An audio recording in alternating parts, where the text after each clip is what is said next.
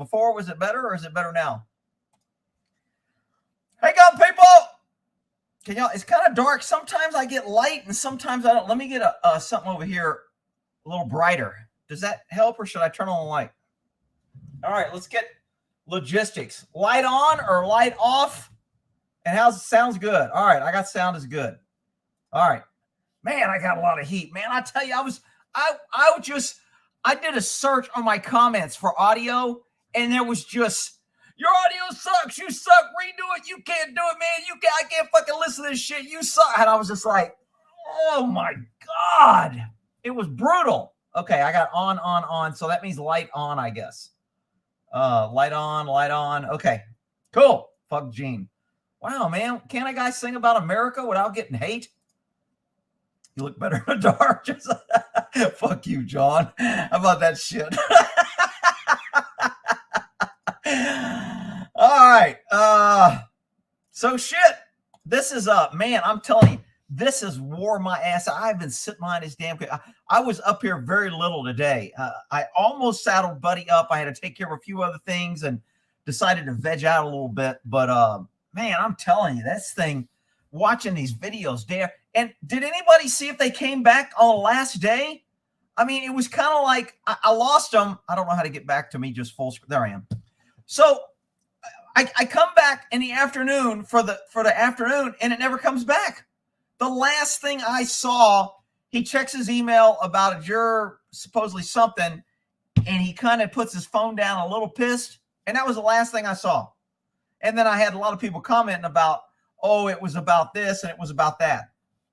Jury excused early on Friday. Oh, good. Okay. No, they didn't come back. Man, I was like, shit, if I don't find this, I'm going to have everybody bitching.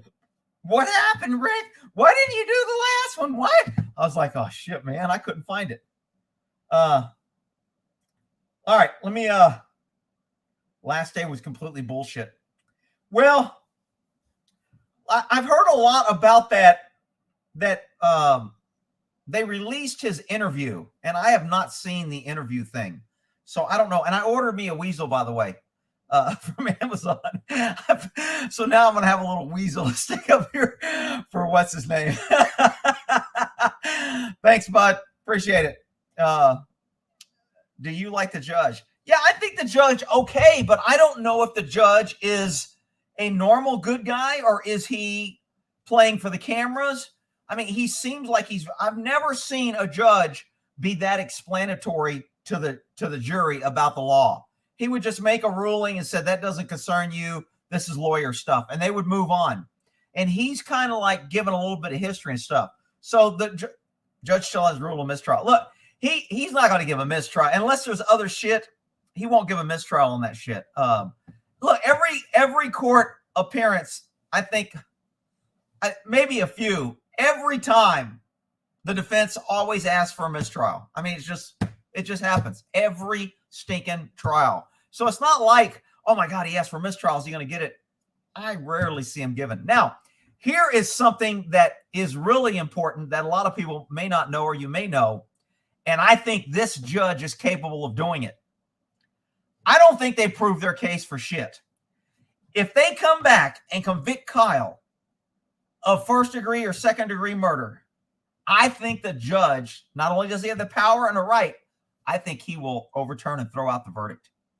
Because again, I've seen judges overturn a bad verdict because they don't think an innocent guy should go to jail and the state just did a horrible job and they didn't prove the case to the judge. So he'll override them. I haven't seen a judge where they find somebody not guilty and he overrides them and said, oh yeah, he's guilty, I'm sending him. I've never seen a judge do that. They can do either, but they never send a not guilty verdict and change it to guilty. But I have seen them change a guilty verdict and overturn the DA and go, you didn't prove your case. So if for some reason, and I just can't look, you have no idea, and I don't have any idea what we didn't see. There is a lot of stuff going on behind the scenes that we don't know. They kept the FBI out of it. And somebody asked, and I wanted to cover that. So why would they keep the FBI stuff from us? My best guess is there's a thing that's called the evidentiary rule, and as a cop, if I'm doing secret shit that is only special to mine, like an auto theft, we had that rule. We didn't have to tell you how we found something because we were protected under this classified, confidential, secret investigation. And there was a clause in the California Penal Code that says auto theft does not have to reveal how they determine certain things in the course of their auto course, because then it would make criminals and give them the way to defeat it. So we didn't have to tell where the hidden VINs are at, whether they're under the frame. Each car is different, sidewell. They hide the VINs in 2 or 3 different places on the car. We never had to tell where the hidden VINs were at, because if that got out, and the defense attorney will go, well, you said you identified the car by the hidden VIN, Detective Gore. Where did you locate that? According to rule, I can't remember the rule now. I knew it because I used to say it, 1407B or some shit. Whatever it was, I used to be able to spit it out when I was testifying all the time, but I was like, under the evidence rule, so-and-so, I don't have to reveal that. Objection, Your Honor, he's under and then they'd look up the rule and they go, oh, yeah, he doesn't have to say. So I'm assuming the FBI has that same clause. I don't like it. I think it's bullshit. But the FBI has that same clause. If it would reveal our investigative techniques, which would educate criminals on how to defeat our processes, then we don't have to tell them. So I'm thinking that's why they didn't put it out. But if they told the jury, why wouldn't they tell us? And if they didn't want to tell, maybe they didn't want us to see that when the jury asked or somebody asked, how did you get that? They go, we don't have to tell you. And maybe they didn't want the pesky citizens seeing that. I got to stay up on the comments because I said I was going to answer questions, and I know there's a bunch of questions. So let's see. Light on. Wow. Okay, we're way. Gene is a fascist. I don't know his politics. He did a great tribute to the military troops, and I like the song, and I put it on my website, so I played it. Whatever. Unvaxxed people are evil and shouldn't be among. Is that what he said? Wow. Oh well, whatever. Hey, he's entitled to his opinion too. I don't give a shit. Antichrist. Oh my God, man. Wow. Holy shit, man. You guys are like anti-Gene Simmons. I can't even play. Who can I play that everybody likes? If I played Elvis, they'd be like, man, he ate too many pizzas. You can't play him. All right. Lights off sounds good. Oh, man, let me try that light off again. I kind of like the light off, but, I don't give a shit. If you guys are like, no, put it on, whatever. Wax off. Wax on, wax off. Turn lights off. Bald head reflect. Yo, man, I got some hair up here. Knock that shit off. Who's calling me bald, man? That's brutal. Let's see. Where are we at here? Gene hates unvaxxed. Really? I mean, how do you people know that? I mean, how do people... Man, I barely have time to even check the only way I check the news is I tell Alexa to play it in the morning sometime when I'm making my coffee or something before I go feed my horses. And then she'll just, I'll tell her to play Fox News and she'll turn on Fox News and I'll hear what kind of the headlines are. 2 a.m. in France. Wow. You're up late. Don't be out there roaming around trying to get people once everybody vaxxed.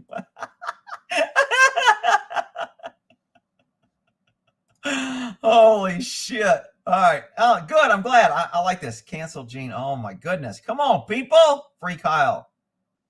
All right. So if you have a trial question tonight, let's bring back the fire truck thing for tonight for trial questions.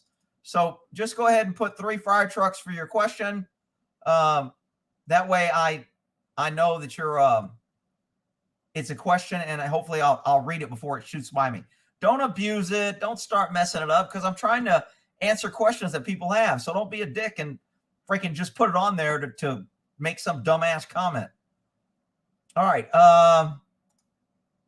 2K. Holy shit. I got 1,900 people watching. Shit. I'm the man. I'm Rick James, bitch. Show me your titties. What the hell? Damn, I usually got 500 people. What the hell happened? Man, thanks for coming. I better get to the questions because I'm assuming all these extra people want to talk about the trial because that's the name of it. All right. So I wanted to go over, if you notice, I had on my up screen over here how to make a weasel verde and how to cook weasel. Because that little DA is such a weasel, I figured I'd send the judge a couple of recipes, some weasel sour soup or something like that. So I was looking up some good cooking tips for the judge in case he wanted to fry up some weasel's ass on the next trial. I went on my comments and I put the things I responded, and I tried to respond to some of the comments. Video job filling going. I don't know what that is. All right, so this guy right here made an interesting comment. And again, I'm thinking it may be somebody that has the inside or knows somebody or wife or cousin, because it's a little detailed for somebody making up. Okay, not that we didn't all know Binger, which is the weasel, is the type to fight women and lose, but now there's actual proof. In 2019, police were called to his girlfriend's house. Binger was heard yelling in the background by dispatch. Police went to her residence on a domestic disturbance, and there were no arrests and no written reports. So I don't know if somebody found that or not, but I wanted to cover that. Hang on, I'm getting a lot of fire trucks over here. So let me go back up to I got a group of fire trucks here. Where are we at here? Man. All right, so that's my last fire truck. I had to go down pretty low. And already somebody's being a dick. Guess what, dude? You just got blocked. That was your last freaking comment. I don't play that shit. Fucking waste my motherfucking time. See you, punk. All right, who's next? Let's see. My man, Truman. All right, did you see the guys getting a blow from the dude behind Kyle shooting Gage? I swear I can email it right now. It's unreal.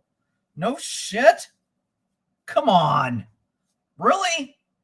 And I noticed, I didn't know, most people who email me don't have their same screen name. So they go check your email. I emailed you, and I look all over the place. I can't ever find it. So I just stopped looking. But Truman actually has the same email. So if you want to send that email to me, I'll look it up and see if I can pull it up, the picture. Because if you send it right now, it should come to the top. Hell, I only have 6,686 unread emails. So it should be pretty much at the top if you send it now. All right. eBay, Facebook. All right. What the hell's going on here? Amazon. Support, chat bot. What the hell? Joe from Nexstar. My damn camera ain't working on my car. Amazon. All right. Well, when he sends it, I'll check it. But I mean, that's not really important about the trial, to be honest. Rick, the Fifth Circuit has confirmed their stay on Biden's vaccine mandate. I did hear that. I did hear that you cannot. They're not allowing the mandate forced vaccine shit. So they have stopped it, which is a good thing. Dumbass comment. Oh, Bob just got blocked. Wow. We're just going to be blocking people tonight. See you later. Let's see. Who's next? Should Kyle have skipped the jury trial and gone with just a judge? Yes and no, because he actually shot and killed people, and the judge may just say, I'm not going to put that on, especially if you got a judge that hasn't been around. I'm getting a lot of reflection now, so now I do need a light. Since he didn't have a lot of, a judge that's got maybe 10 years on the bench, he doesn't want to get screwed. He doesn't want to make controversial decision that may cost him his next election. This guy doesn't give a shit. So if he knew he had this judge, then probably he would have probably been okay by taking a bench trial because the judge saw everything. And I don't think this guy would convict him. But since he didn't know, taking a jury trial, remember, you only have to convince one jury, or the theory, you only have to confuse one juror that, you're innocent. Or you don't even have to confuse when they're innocent. You can just have one jury that ends up hating the prosecution or hating the government.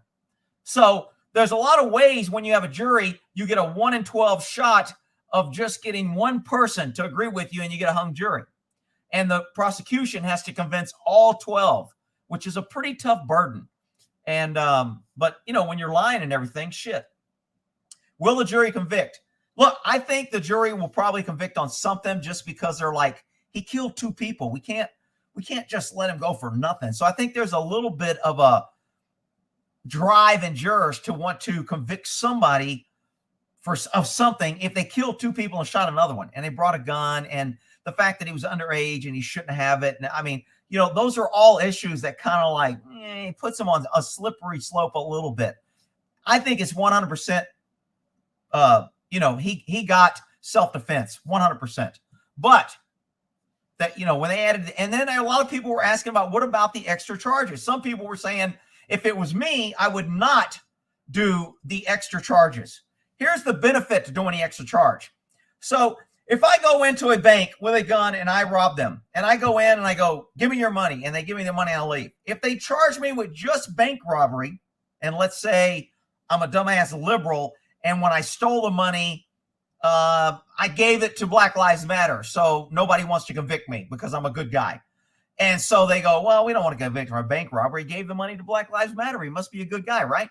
So then if he didn't have any other charges, the DA would be pissed because he got away with bank robbery. By accepting, now let's say the DA has a really strong case, you didn't give the money away, and you're absolutely convicted of bank robbery, they got you on video. If you don't have lesser included offenses, they have to make a decision on that one case. And that's kind of iffy. So if you only give them murder 1, that's it. That's the only trial.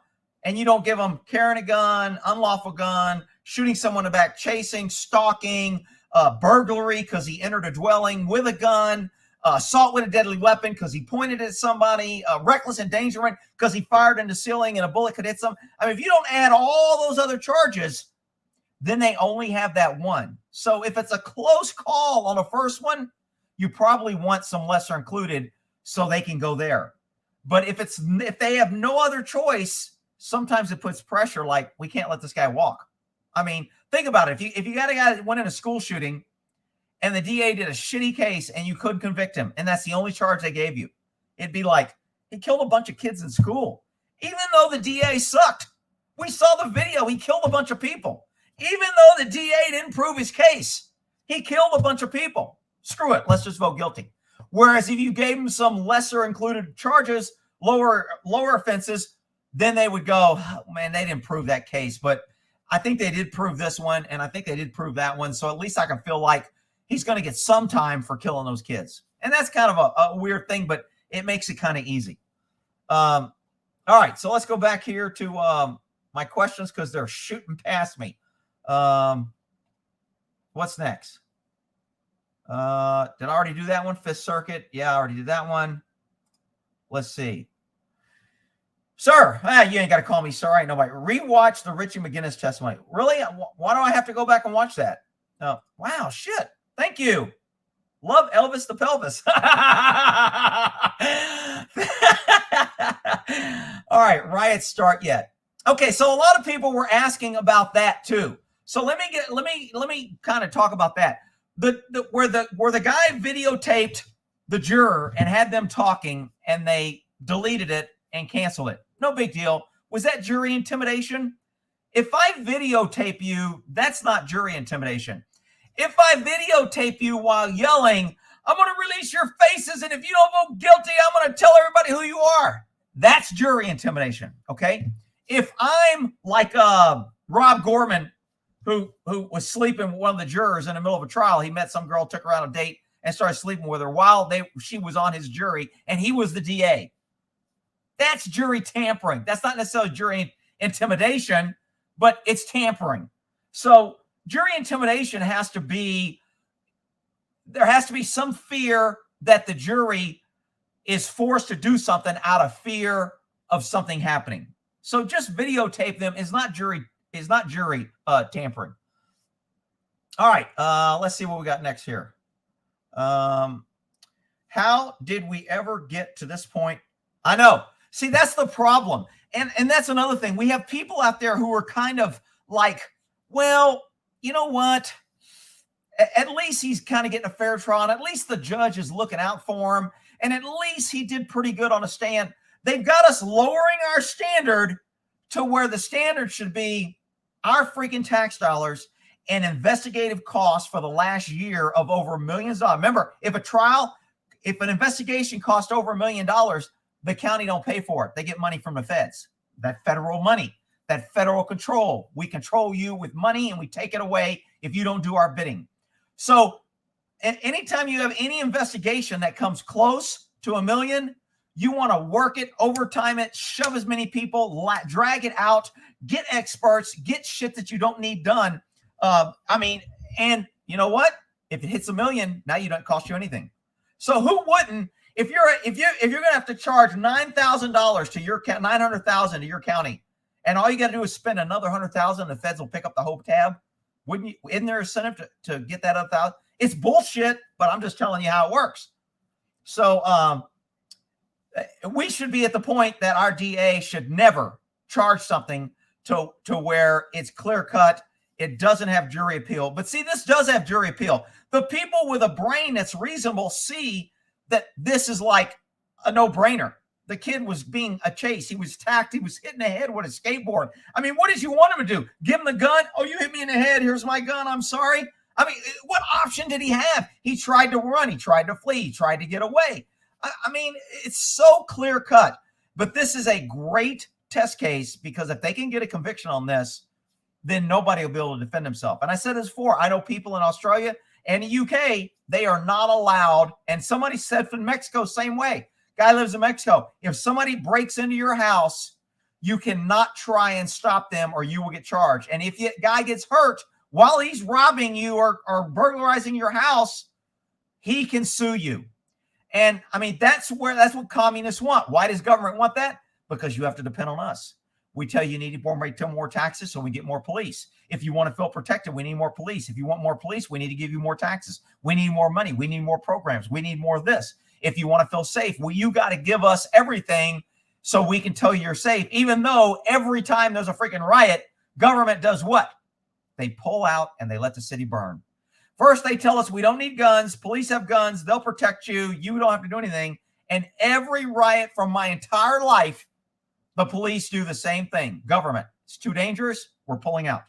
You pesky citizens are on your own. Tough shit. So, we should never be here. Did you see the guy? Oh man, did you put that twice, dude? Don't be putting that twice. Let's see. Do you think the jury knows Rosa? No, I do not think they know his past. I mean, I think they know that he's kind of an asshole, but I don't think they know that he was a convicted child molester. He had a prior felony, had a couple felonies. I mean, I haven't even seen his entire rap sheet because they've kind of kept it under wraps, so to speak. But he's got charges. The other guy has felony charges. The other guy was carrying a gun illegal that got shot in the arm. So this guy commits a felony. He arms himself illegally. He carries a gun concealed. He's not allowed to. His permit was expired. He was supposedly had a felony DUI or something, so that's why he lost his permit. So he knew he couldn't have the gun. So he goes there with an illegal gun, pulls it out, which is probably why he didn't shoot. If he knew the gun was legal, he probably would have shot Kyle. But he didn't want to shoot him. He wanted to intimidate him, which a lot of crooks and thugs do that. They carry fake guns. They carry plastic guns. They carry guns with no ammo. They carry guns they've never shot. They carry guns that they can't even get ammo for. But it's cool to intimidate or pull it out and talk shit. So, I don't think the jury knows all that. And I think it's bullshit, but it is what it is. How do you tell? See, the theory behind where getting away from the past, see, the road is always paved with good intentions. The theory behind that is they used to bring up when a woman was raped, they would bring up her behavior. Well, she went to this club. She was dancing on tables. She had a short skirt on with no panties, and she was mouthing 20 different dudes throughout the night, French kissing them. And then one guy went out to the car. She had a bunch of drinks. They had sex, and now she's saying she's raped. So they used to bring all that in. And of course, you can't say anything about a woman or Black Lives Matter or anything. The only person that's free to attack is a white male. So all the pussy posse came out, and it was all like, oh my God, you can't do that about women. They're all perfect. They're all wonderful. How dare you? And they bitched and moaned enough to where they didn't. Now, the problem with that is sometimes you had sleazy DAs like the Weasel that would try to bring up that the rape victim slept with a boy in high school, and therefore she deserved it. Now, that's freaking way out there. You always got the outliers. But what government does is they create these huge problems. They fuck it up totally, and then they come in with a big fix. If we just had more money, if we had another program, if we can just expand, we're going to start a task force. We're going to do this. We're going to print more money. We're going to come in and save the day. Problem is they never save the day. They just end up screwing shit up more and more. All right. How do you tell the difference between a genuine DA and a piece of crap DA? You know what? I think you can tell the same way you see about good people and bad people. I've told my story about, hang on, I got to have a sip of wine. I had my glass on, I forgot about it. Oh, this is a J. Lore cab. Whoa, just opened it. Been breathing for about 15 minutes. All right. So I tell the story about Jeff Rising. Okay, he's the DA, and somebody just told me that he was on a picture of New York Times or something. So Jeff Rising is the DA, the DA. There's a difference between the DA and ADA. All other DAs are assistant DAs. There's one DA, that's the elected guy, just like the sheriff. There's one sheriff. Everyone else is a deputy sheriff. So, you know, they may say, I'm sheriff, I'm from the sheriff's department, sheriff so-and-so, just like officer so-and-so. But there's only one sheriff. Everyone else is assistant deputy or deputy sheriff. There's only one DA, and everyone else is an ADA, which is an assistant DA. So Jeff Rising, the DA in Yolo County, most crooked dude I've never seen a guy so crooked in all my life. And I've arrested countless felons and put a lot of people in prison for some heinous crimes. But this guy is the most, he wears a suit, and that's his gang clothing, and he is a smooth operator. I mean, he can make you, I mean, he's just silver tongue as can be. But, I mean, he's just so crooked. And when I turned him in for, remember, he was hiding evidence on a death penalty case. This DA is trying to get Kyle to go to prison for the rest of his life. Kid's 18 years old. He's trying to take away his whole life. Jeff Rising was trying to get a guy put to death and was hiding evidence. He hid a report. He put one of my lieutenants, but worked for him, who was later made his chief. He put that lieutenant on a stand and gave suborn perjury and made him testify to something that wasn't true. He said that me and the other range master testified that this was true. We never said that. We said it wasn't true. But when he put it in front of the jury, he goes, and we're going to call them, because what did the defense do? Your Honor, it's hearsay. If he's going to, if this officer is testifying to what Goran Skaggs said, we need to hear from Goran Skaggs so we can cross-examine it. He can't get it in. He had no intentions of bringing us. He plays good lawyer games. So he never called me or Skaggs to stand, but the jury heard it. And it gave his felon that he cut a deal with, who was lying. Me and Skaggs proved he was lying because the test was done that proved he was lying. And Rising hid the test from the DA. Not only did he hid it, he told us to destroy it, tried to get us to get rid of it. And then he wanted to find out if he had a copy of it. And then he took the copy and act like, oh, we already gave it to him. So, I mean, he's such a crooked dude. And I mean, he's worse than the Weasel by far. Because I mean, the Weasel is, to me, he's a typical DA. And I think you could tell a good DA is ask the defense attorneys. A defense attorney knows when they work with a DA whether the guy's reasonable. If he's going by the spirit of the law. Is he like, dude, I don't need an extra conviction. Can we, you know, tell your client, look, it's obviously he did this. If we go to trial, I think I can get this, and he'll probably get 10 years. It's going to be a long trial. If he wants to plead for 5 years, and then he can get, you know, good time, maybe be out in 2.5, you know, it'll save the taxpayer some money. There's no reason to go through the trial. Whether he spends 5 years or 10 years, that's not going to help or hurt anybody. I mean, it's a burglary. It's a crime of property, whatever. He didn't kill anybody. You know, let's settle this out. Those are what I call good DAs. They're reasonable. And at the office, there were some good DAs who I thought were pretty reasonable. That one DA that one of the who brought the girl in there and was sleeping with her. I can't remember. I can't remember the story. If you go to my crazy cop stories, you know, the DA came back and his desk was all messed up, and then we found out that one of the attorneys, I think it was one of the attorneys, brought in some girl who was a felon into this other attorney's office and had sex with her on their desk. And then he came back, and we would always walk in there and go, dude, why does your office smell like fish? And he'd just shake his head. He was a good dude. He had a horse on the wall. He was a horse guy. He was a good, loving American. And he was a good DA because he was never out to make a name. He was never out to falsely convict. He would never ask me to, hey, man, can you make this case stronger? Can you take this out of your report? So this is going to hurt never. I give him a report. He'd go, thanks, it's a good report. He would discover it, and he would talk to go. If it hurt his case, he'd be like, hey, man, the investigator found this. It kind of makes it easier, so your client's in a good position to get a better deal. If he wants this, because of this, I'll give him this. The other attorneys be like, man, take that out. I hate this. I hate this attorney. I want to send his client away forever because I hate this attorney.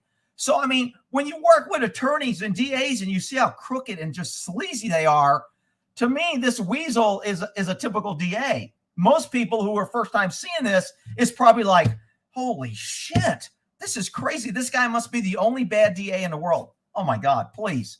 I mean, this guy, look, the DA. I mean, and Rising, going back to Rising, the dirty DA, he only likes people. Most crooked people like crooked people around them because they have things over their head. They can control them. If I'm crooked, I don't want some squeaky clean dude around me that can call me out and then I got nothing to hold over his head. But if I have another guy around me that's I got dirt on, I know he can never call me out because I have dirt on him. And that's Jeff Reisig's MO, YOLO DA. I mean, it's just, he only, the lieutenant that got up on the stand and literally lied and said, we said something that didn't, and they never called us to the stand. And then he lied later because he went and searched the DA's office that was running against this Reisig and trying to find info about our campaign and shit, and then denied it. And then another DA came in and said, no, I told him to do it, and he told me he did it. And it was lying. Both times lied in court under oath. Guess who had to prosecute him? The DA. You think Reisig filed on his lieutenant that was lying for him to help him look good? Of course not. And DAs have immunity. Even if Reisig was caught and found and we could prove it and the FBI did a sting and we had all that, couldn't charge him. He's got immunity. When he's working in the capacity of DA, you can't charge him. So I mean, it's just it's you have to realize DAs are really dirty, and just like cops or any other doctors, professions, there's good and there's bad. So let's get down to, do you think Binger will get disbarred? Oh, hell no. Are you kidding me? Look, people think that the Bar Association holds judges accountable. If you go look, go back to Jeff Reisig and Rob Gorman. Go to Rob Gorman. Look it up. I don't know if it's Rob or Robert Gorman at YOLO DA. You can look up his bar number. I don't know if it's still on there because they remove it. Before he became a DA, he got caught what's called misappropriation of funds. He had some funds that he wasn't supposed to commingle or use, and he was lending out or using or doing something, and he got in big trouble. They censored him, and it was on his bar record. Hey, you were commingling funds or you did something. I can't remember the charge, but if it's still there, you probably go look him up because you can usually look up. In California, you can look up an attorney, go to the bar, run their name, and it'll tell their discipline. The problem is the bar puts most discipline as secret, so they don't make it public. So when the bar tells you did something bad, they can do it in private, they can do it in writing, they can do it orally, or they can publish it on your bar record. And they rarely publish because you got lawyers protecting lawyers. I mean, that's just the way it is. But so this guy, before he became a DA, was committing crimes with his clients, became a DA. Then he started dating a juror. He's married to her now, I think. I don't know if they're still married, but he was dating her and made bets with other DAs that I think I can get her in bed before the trial's over, and end up sleeping with her, and she's on the jury. And people knew about this, and no, you think the DA went after him? No. The DA was the best man at his wedding when they got married. So when you have crooked people hanging out with each other, nobody can turn the other person in, and that's when corruption explodes. So will he get disbarred? Are you kidding me? Shoot, his DA is probably going to be like, good job for not taking shit from the judge, because DAs hate judges. DAs like to think we're the charging guys, because the only person that can start an investigation on a judge is the DA. So most judges are a little paranoid of the DA, especially if they're not good judges. They like to kiss the DA's ass because they know they can investigate them. They can look into their shit. They can file charges on the judge. Even though it probably won't go anywhere because the judge has immunity, they still don't want the scrutiny of the DA. So that's why you'll see most judges kind of kissing the DA's ass. Not to mention, they're all in the state and the government. They're all government employees. So, all right. Let's see. What do we got here? Moving down. Rick, I just heard the judge say, Rick, I heard the judge say he could turn over a verdict. I can't remember the reference of that. Yeah, I didn't hear him say that, but he can do that.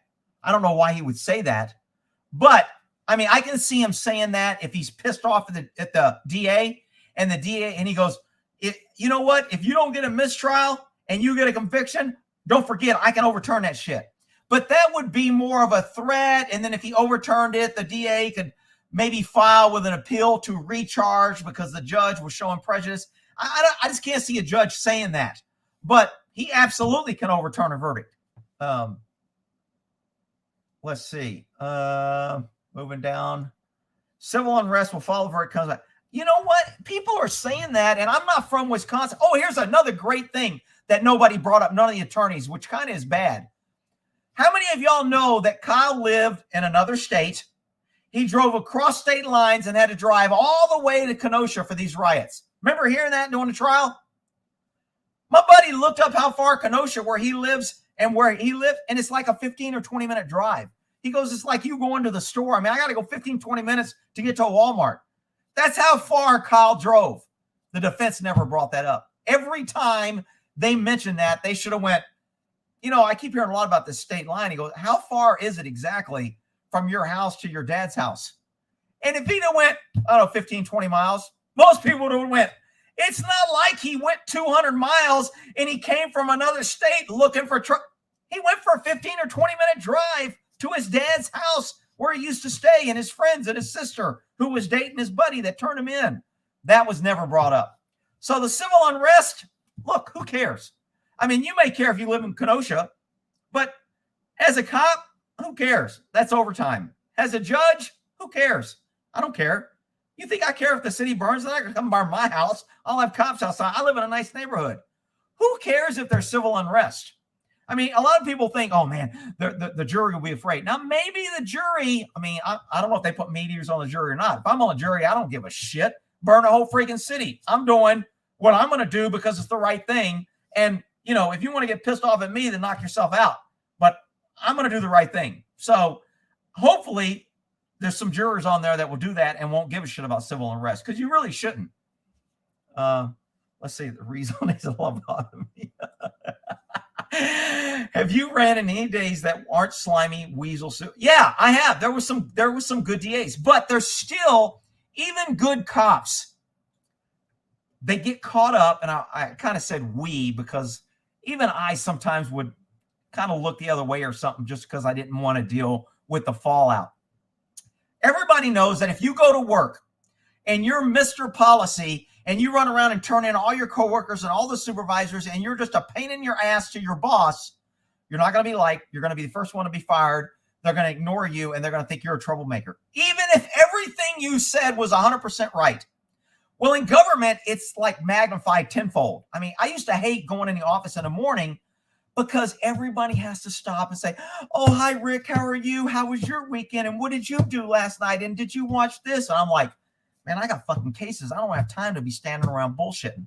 And then, you know, people would say, Rick, man, you need to work on your people skills because, you know, people just want to talk to you and you always act like you're too busy for them and you're too important. I go, it's not that I'm too important. I'm getting paid to do a freaking job. I got cases that need to get done and I'm doing them. And I'm doing a lot of extra shit that everyone else blows off because they're too busy bullshitting all the time. Now, don't get me wrong. I had my share of bullshitting. I would go at 9:30 and we'd have coffee with, you know, 4 or 5 of the other investigators that I got along with. And we would talk about cases. We'd crack on the DAs. We'd crack on the bullshit. Maybe we'd talk about cases. So it was kind of work. But every morning, every investigator, detective, every cop everywhere will go have coffee for an hour or so. It's not on the clock. You're getting paid. It's not considered a break. You go have coffee, and then a couple hours later, you go have lunch for an hour and a half, sometimes 2 hours. And then, you know, when it comes down to 5, you may leave at 4:30 so you can drive by a house on the way home and say it was work. So almost every detective does that. I mean, I was, you know, again, I used to get in trouble because I was on my phone too much. You know, I had the highest bill and I used more gas than everyone else. And my car had more mileage. And I'm like, dude, I'm freaking working. What do you want? I mean, and they never got me in trouble. They were just like, dude, you know, I remember because it used to be when cell phones came out, you used to get a bill and you only had so many minutes. It wasn't like now where everybody gets unlimited for $60. It was like $100 for maybe 50 minutes or 100 minutes a month or whatever. 1 month, the DA, the chief investigator, calls me and he goes, dude, you had more minutes on the phone than the entire staff of the DA's office put together. And I went, and? He goes, why are you on the phone so much? I said, because I'm freaking working. I said, look at who I'm calling. I said, all the calls are there. It's not like I'm running a dating service and I'm running around calling all my 1,400 girlfriends. I mean, it's just crazy. But that's just that. Now, we didn't have to pay. He goes, if we had to pay for your minutes, I remember one month when they were paying for it before they could combine it, my cell phone bill for 1 month was $5,000. They were like, dude, man, do you have to be on the phone so much? I go, no. I said, hell, take the phone. I don't even want the phone. Take it. Oh no, we got to be able to get in touch with you. And I'm like, what? So, my bill was $5,000 and they were upset. But if you're working, I mean, I was giving out cards every time I contact somebody. I'd say, call me if you have info. I was stopping people. Hey man, I'm gonna let you go on this, but you owe me. Here's my card. So, I mean, I was constantly on the phone. I probably had brain cancer from freaking being on the phone so much. But I mean, I was on the phone a lot. So, there are good DAs. Let me put it that way. But I think they're far and few between. I think the percentage of good DAs is much smaller than the percentage of good cops, if that makes a good analogy for you. All right, let's get down to some more fire trucks. Are they going to charge the Glock-wielding butthead? No, absolutely not. They won't charge him. Unless he testified to something and changed his testimony. Here's how that conversation went with the Glock-toting dude. Dude, we got you for carrying a gun illegally, which is a felon. We got you for pulling a gun, which is a felon. We got you for pointing a gun, which endangered people. We got you for bringing a gun to a riot. We've got you for attacking a guy with a gun. When you pointed it at Kyle, we got you for assault with a deadly weapon. You're facing 4 or 5 felonies, and your exposure, they call exposure is how much time in prison you're facing. Your exposure could be up to 25 years.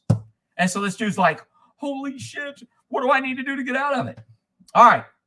If you agree to testify to the facts, then we can probably work a deal. But we need to know everything you know. And so he would tell them everything he knows. And then they would write down everything he knew, and everything that hurt the case, they would not use. And everything that helped the case, they would use. And then unless the defense asked those questions that brought out the answer to the stuff that hurt it, they would never know. How do they do that, Rick? If they recorded they didn't record the conversation. You don't record it. You don't make a written copy of it. You take notes. Now, technically, there's case law that says a detective's or an officer's notes is subpoenable. We used to have to keep our notes. I had a shoebox with boxes of notepads in it. We used to have to keep our notes because they were subpoena. And I think they did away with that. Now I don't think they do subpoena notes. So he will not get charged if he didn't get up there and volunteer something that he didn't tell them earlier. Now, if he volunteered something that they asked and he didn't tell them, but he volunteered on the stand, he's screwed. Like the one dude that I freaking loved, the little kid. I call him a kid. I don't know how old he is, maybe 20 or something. He looked kind of young to me. The one taking pictures that said they tried to intimidate him to change his statement. That guy will get no deal. If they can get him for taking a picture and a dress blew up and they can turn that into he's shooting pornography, they will charge his ass with something to teach him a lesson that you don't mess with the DA's office because we are the charging authority. And, that's how that would have went. Do you think Kyle deserves a medal? Should we erect a statue? Well, I definitely think he deserves a statue a hell of a lot more than George Floyd, who was out there using drugs, passing counterfeit money, who was convicted several felonies before, committed burglary, put a gun to a pregnant woman's belly and said he was going to shoot her kid. And then Black Lives Matter put a statue up of him because he's such a great dude. I'm like, man, you guys got some work on your heroes and shit. I mean, it's like Batman putting up a statue of freaking, the penguin. Has his hero. I mean, he's a pain in his ass. He does nothing but commit crime. Anyway, I digress. Rick, why are you talking about Batman? All right, whatever. Do you think it was a bad move for Kyle to take the stand? I kind of do. Even though he testified better than most, I think, cops that I've seen testify, he was more controlled. He thought about his answers. He was consistent. He didn't get in. That's the one thing the defense did really good on this case. They briefed Kyle, don't you admit that you freaking tried to kill anybody. Don't admit that you wanted to kill anybody. That's the one thing that they need to get that murder. And because they didn't get him to admit that, that's why they wanted those lower included offenses added. Because they're like, man, he never get that. And because he didn't admit it, the odds are that he's not going to get convicted. So let's try to get some lesser included in. And the reason they offer lesser included is because the defense attorney will say, it's probably a good idea to have those so we don't trap the jury into a guilty or not guilty on a high charge. Even though it gives you additional exposure, it's probably a good thing to have those. And that's why he agreed to have it. He didn't make that decision on his own. He did what the lawyers told him to do. So I don't think he should have took stand, even though he did good. I'm not even sure if taking the stand helped him that much. But we'll see when the jury comes out. Do you think the judge is afraid of the liberal left and letting? No, I don't think he's afraid of that at all. He's got I'm proud to be an American as his ringtone on his freaking phone, and it's ringing during the trial. I freaking laugh every time I hear. I'm like, you go, boy. He's freaking funny as shit. No, I don't think he's afraid of the liberal left. And I think he's like 80 years old. He's a senior judge. He's been around forever. It's like, who cares? Whatever. Do what you're going to do. I mean, it's not like, it's kind of like when me and my lieutenant turned in Jeff Reisig, the really crooked DA. When we turned him in, I was the senior investigator in the office. He was the senior lieutenant, and neither one of us had one speck of discipline, negative shit in any of our files. We were both spotless, and we were the senior guys. So when we went, this is bullshit, man. We can't stand on it. And we told the truth. And we tried to get him to we didn't, if you listen to Jeff Reisig, you would think that me and my lieutenant got together because we didn't like him and tried to turn him in. We went to him. We went to people below him. I called him out. I went and had drinks with Reisig. He said, dude, that's bullshit. You need to discover that shit. He's like, oh, real, I will. But he looks down, and I could tell he wasn't going to do it. But he was like, I will, man. Just relax. He just wanted to put me off till they came out with a verdict and it'd be too late. Or he could get his lies together, which he did. So, it was pathetic. But we thought, we're senior DAs. What do we care? We both can retire. We both got our retirement. They can't take our retirement. We know they're going to come after us. We know they're going to try and smear us. But what are they going to smear us? We ain't done anything.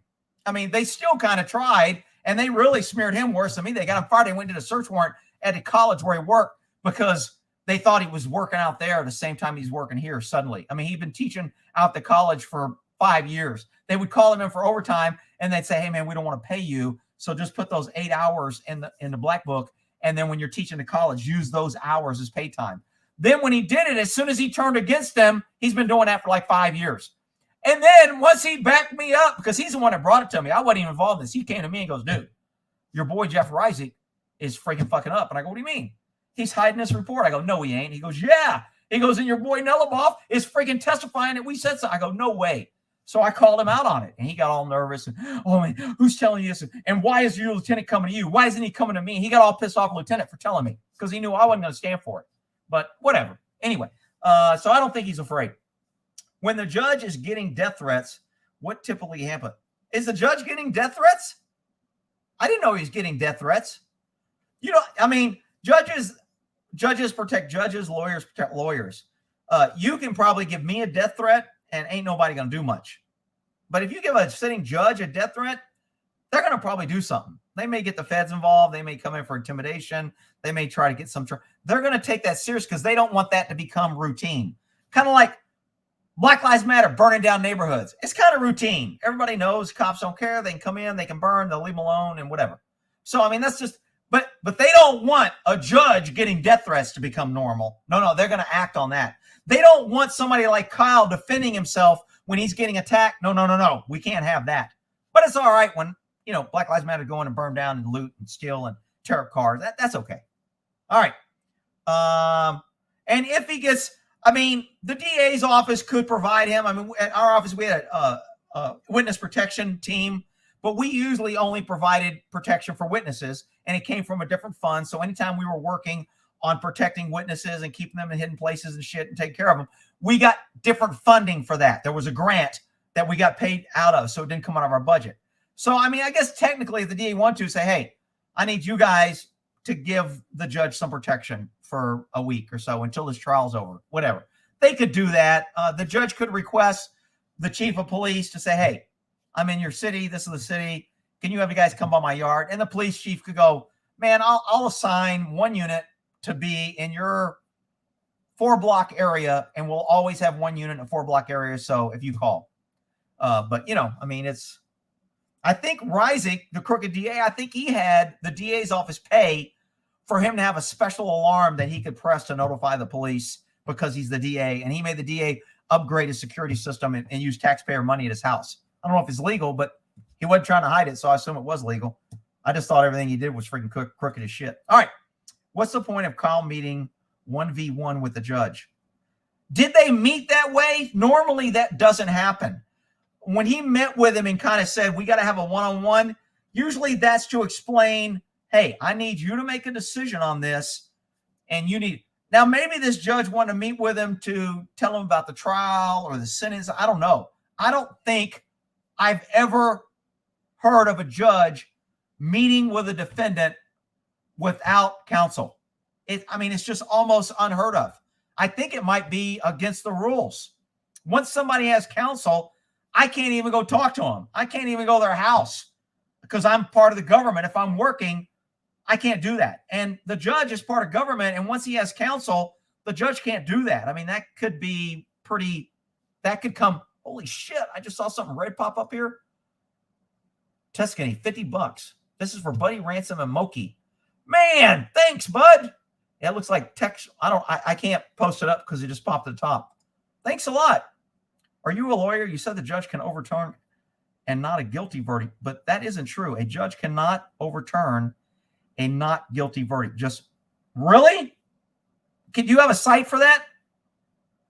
I'd like to see that site because I was understand. I did say I've never seen one overturn a guilty verdict. What?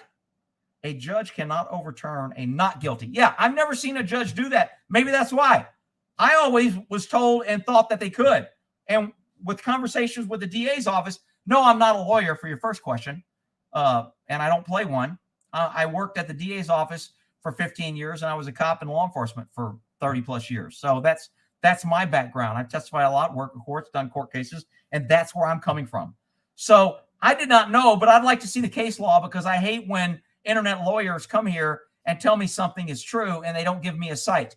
So if you give me a cite or some sort of law or rule that says that and a comment, I'll be happy to put it up and look at it and say, hey, you're right. I didn't know that. I'm cool about learning. The law changes over time. I don't know when that was done. Do you think, in your opinion, being fair and impartial? Do you think, in your opinion, being fair and impartial? What? I don't even know what that question means, Lisa. Sorry. I don't know that one. Okay. Lady Saber. Is there a hung jury or mistrial? Can a state elect not to try? Yes. And would it be in their best interest since Binger made such a when a DA normally, remember, when a DA decides to charge somebody, one of the first things they're supposed to look at is there a likelihood that we have enough of a case to get a conviction? Otherwise, they're just spending taxpayer money and wasting time and tying up the courts and doing cases when they know they're not going to win. So the first kind of balance scale on any case before you go to trial is, do we think we can win? I don't know how they thought they could win this case. Maybe through emotion, maybe because he used a gun and he was 17. Maybe they said, oh, we can confuse them to vote guilty. I just don't even know how they thought. Now, if they were going to charge him with unlawful possession of a gun and went to trial, I would be okay with that because I think he's probably guilty of that. I haven't read the letter of law, but if I read the section, he might be guilty of that. He may not, but I can see him charging that. But that would be like a one-day trial, maybe a day and a half. You wouldn't waste hundreds of thousands of dollars investigating. I mean, look, when you have a case like this with all this video, you got a guy working video all the time. He's getting overtime, working hundreds of hours. You got 2 or 3 investigators. Those investigators are dishing out stuff.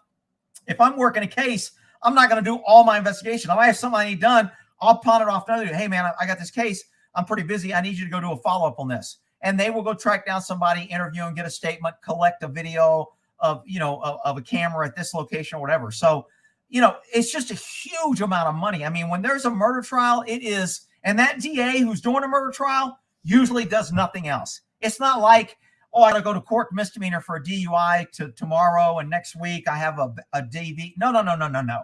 If you get a homicide case, that's it. That's all you do.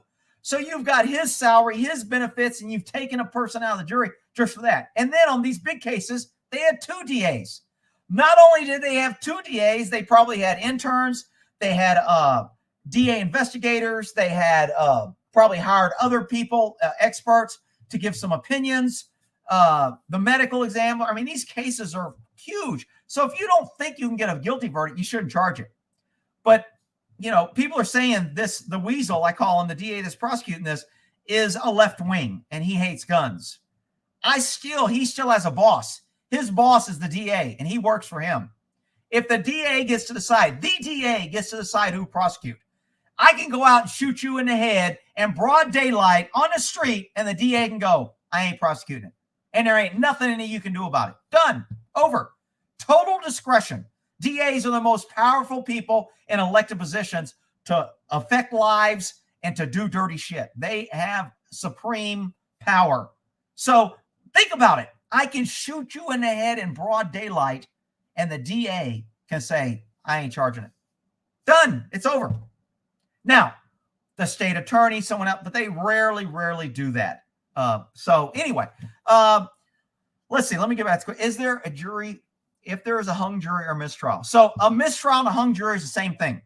A mistrial is another term for a hung jury. And a hung jury is, you can't get 12 people to agree on one verdict. You can't get 12 people to say he's not guilty, and you can't get 12 people to say he's guilty. So then you end up with a hung jury or mistrial. Same thing. They both mean the same, meaning we couldn't get a unanimous vote. So can the state elect not to try him again? Yes. And most people will look at that on what they'll look at. Did our case get better? Did we lose by 1 vote? Did we have 11 juries voting to convict and only 1 said no? They would refile that case because they're like, if we can get 11 people to agree, then it was just that 1 idiot. We're going to file it again. If you only convince 1 person to vote guilty and 11 voted not guilty, there's no way they should retry it. Unless in the trial or after the trial, you get new information and there's all this more information that comes out. You go, holy shit, this changes the whole case. Now we need to refile it.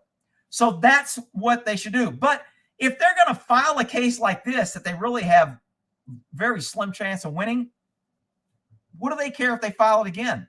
They get in the paper, they get publicity. They say we're fighting for justice for the poor victims who were all felons and doing illegal shit.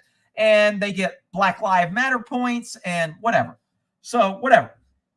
I don't know if Binger made such a bad impression. I think the people that are watching my video, because of what I'm pointing out, probably have a different view of the weasel than people who just have watched the trial. I don't know. Maybe I'm wrong. I would love to know people that don't know shit about me and got their own opinion that he was a weasel and a crooked, dirty DA. I would really love to hear that stat. My question, why and how the hell is that pedophile that pointed his illegally brandished pistol at Kyle still walking around free? Because the DA can say, I ain't charging him.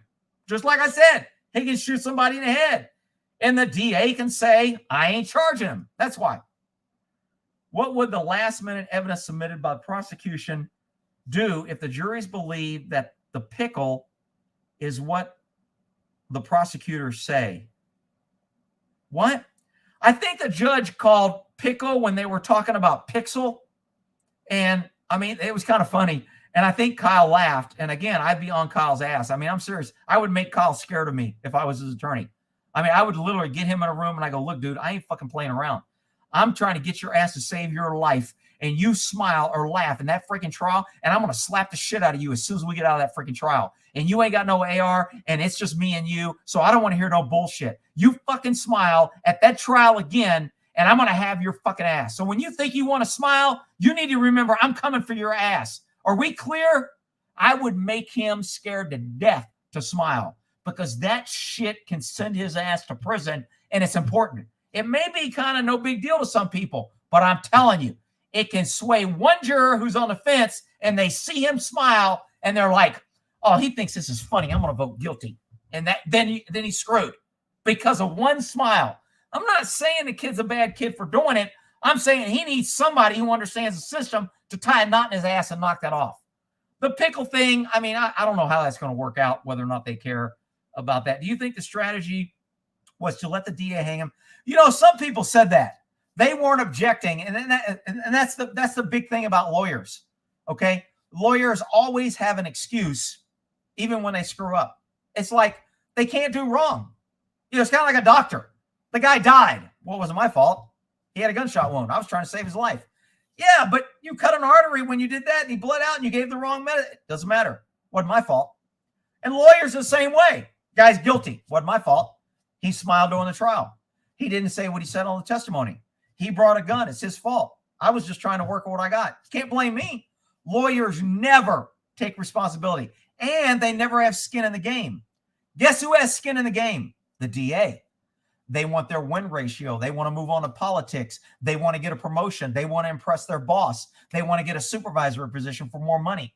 They have skin in the game. Defense attorneys, I don't go to jail. I get paid. At the end of the day, I go home and I get a new client. No skin in the game. That's a problem. I really like, and I still think they do it in the UK, every 6 months or a year, defense attorneys and prosecutors switch jobs. If you prosecute for a year, then you have to defend for a year. You defend for a year, then you have to prosecute. To me, that's a great system. It gets away from this one-sided power. It gets away from, I'm going to be on the other side of this bench next year, so I shouldn't be a dick. We should learn to get along and work with the law. You can learn who's bad, who's a bad prosecutor, who's a bad defense attorney. And both sides have to know the other side's hardships. I think that's a good strategy. We don't do that. DAs are untouchable. They're hired. They're there for life. They're government employees. The only thing that gets rid of them is death, or they make them leave or whatever. So, I mean, that doesn't happen. DAs are always DAs. And now some DAs will retire from the DA's office or quit and become defense attorneys for usually more money. But, you know, I don't know how I got it. Will Binger become a judge? He may. All it takes to become a judge is to have some governor. I mean, I don't know how they promote him there. Normally, a governor promotes a judge if there's an opening in between elections, and then who's ever the judge gets reelected. I mean, because it's a known name. You know, I mean, look at Jeff Risey, YOLO DA. He's been the DA now for what? He's got 3 or 4 elections. He's won every time. Every year, he has multiple this trial, a court overturn. He's done this dirty. He's always in the paper for doing dirty shit. And he gets elected every year because they know his name. You know, some people believe the devil you know is better than the one you don't. Whatever. Did you see the guy? Oh, come on, dude. I'm going to block you. Don't put it again. Are you a lawyer? You said the judge. This guy's going to. What the hell, man? I'm getting the same damn comments and I'm rolling down. You people. Rick, you've been trending on Bitchute, popular section. What does that mean? I don't even know. I don't even go to Bitchute. I know my videos get uploaded there automatically, but I didn't know that anybody was like paying attention. Not that I really care. Why didn't they bring a use of force? You know, I asked the same thing and somebody made some comment. There was a hearing before the trial started and somehow both sides either agreed or the judge ruled no expert witnesses. I don't know why. Now, expert witnesses can sometimes get so, if you watch the George Floyd trial, you have an expert of drugs. You have an expert of kneeling on the back. You had the expert of use of force. You have the expert of handcuffing. You had the and it becomes such a confusing expert trial that it's like, how do you expect a jury who is a layperson who's not an expert to figure it all out? So maybe the judge just didn't want this to be the battle of the experts, and he said no. I don't know if he can do that. I think the defense team has a right to put on the best defense, and I think if they said, I want a freaking expert, I don't think the judge can tell them no. But, I mean, I don't know. I don't think I've ever known of a judge say that. You spoke about 1 billion missed objections on record. Yeah, and it was horrible. But was it missed? What a lot of people are saying, it wasn't missed. that was a tactical, calculated decision by the defense, or to let the prosecution hang himself, give him enough rope to hang himself. They let him do all that in the hopes that jury. I think that's a bad play. You don't sacrifice your client.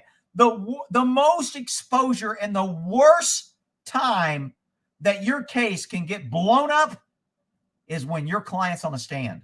I mean, you saw what that DA was allowed to do.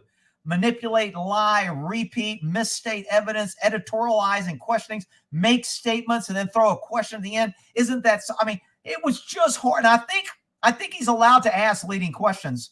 So, I mean, sometimes you could ask leading, but he was just doing so much that was so flagrantly unfair and not right. And the defense let him.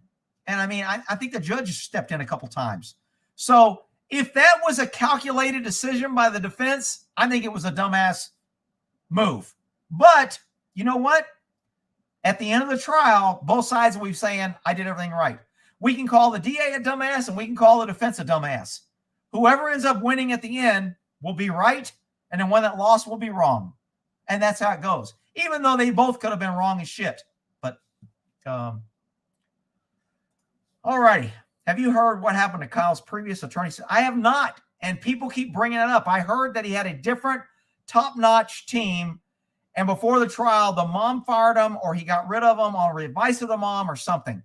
I don't have any idea why you would do that. I mean, that would be a really good thing to know. But nobody's going to say before the trial. Maybe it'll come out after the trial. Does the defense have grounds to file for a mistrial based on...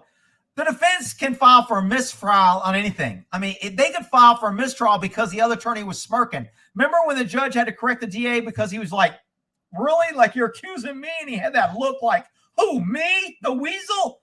And the judge goes, I'm going to admonish you, or whatever he told him, about showing facial reactions in front of the jury. Because you're not supposed to do that shit. Can you imagine if every time the DA said something, the judge went, oh, man, here we go again. It would totally tell the juror that the judge thinks the DA is a dumbass. And since they don't know any better and he's the judge, he can influence. So it's really important that the judge doesn't do that to either side. That's why he always kicked the jury out before he chewed the DA's ass. Because if you chew one of the attorney's ass in front of the jury, then they can file for mistrial. They can file for, an appeal. They can use it for an appeal depending on which side. So there's all kind of issues. But what happens with the prosecution's inadmissible testimony? Does the defense have the grounds to file for a mistrial based on what happened with the prosecution's inadmissibility of testimony? I'm not sure what exactly you're talking about there. The two times I remember the DA getting his ass chewed, one, he was going with his constitutional right to remain silent, and he kept saying, but you wouldn't talk to us. This is the first time you're giving a statement. This is the first time we had a chance. He was playing a victim. The poor little DA weasel was playing a victim, that you held us at a disadvantage because you wouldn't talk to us. Even though it's a constitutional right to not incriminate yourself and to take your Fifth Amendment right. The DA was trying to exploit that, and that's a big no-no. That's why if Kyle did not take the stand, the judge would admonish the jury. Every defendant has a right not to take the stand, and you cannot use that for any reason in your decision factor on whether or not the defendant took the stand or didn't. Now, most defendants don't take the stand because they got huge felony records and they're going to pull out their rap sheet of 15 pages and they've got 4 other convictions for rape or murder or assault with a deadly weapon or whatever. And if they get on the stand, all that comes in. So most of them can't get on a stand because they'll be screwed. But the jury cannot use that against them no matter what the reason, because the jury doesn't know the reason. Okay, are you a lawyer? You said, okay, this dude's blocked. Sorry, dude, I'm out. You fucking write something 3 times because you're a freaking idiot. All right, who's next? Can a witness hire an attorney before answering questions? Sure. So if you have an attorney, you're still under subpoena. Unless your lawyer can convince the court, and he can meet with the court before you testify, say, Your Honor, I have grounds not to put my client on the stand. And, here's why. He's got another case coming, or he's a witness, or he's going in witness protection, or the feds are working him, and he's an informant. If he gets on the stand, it'll blow that or whatever. So he can try to justify the judge that, and the judge has to weigh, is what he's going to say, because we know what he's going to say. You're going to ask the DA, what are you going to ask him? Why are you bringing this witness? Well, I think he has information that he saw Kyle flip a guy off. So the judge will go like, okay, this compared to this. And he'll say, okay, your client has to testify or he doesn't. And that's it. So, I mean, that's it. Now, when you get on a stand as a witness, you can take the Fifth Amendment. You can go, Your Honor, I don't want to say anything because I'm afraid that I'll incriminate myself. And you have the right to take a fifth.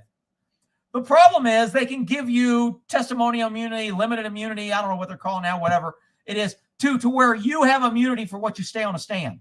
Now, if you're on a stand and you're talking about, you know, did you see Billy Bob next door climb out of the woman's window and now she's claiming rape, but the husband came on when he came out and you saw him come out 3 or 4 times before, so this isn't the first time.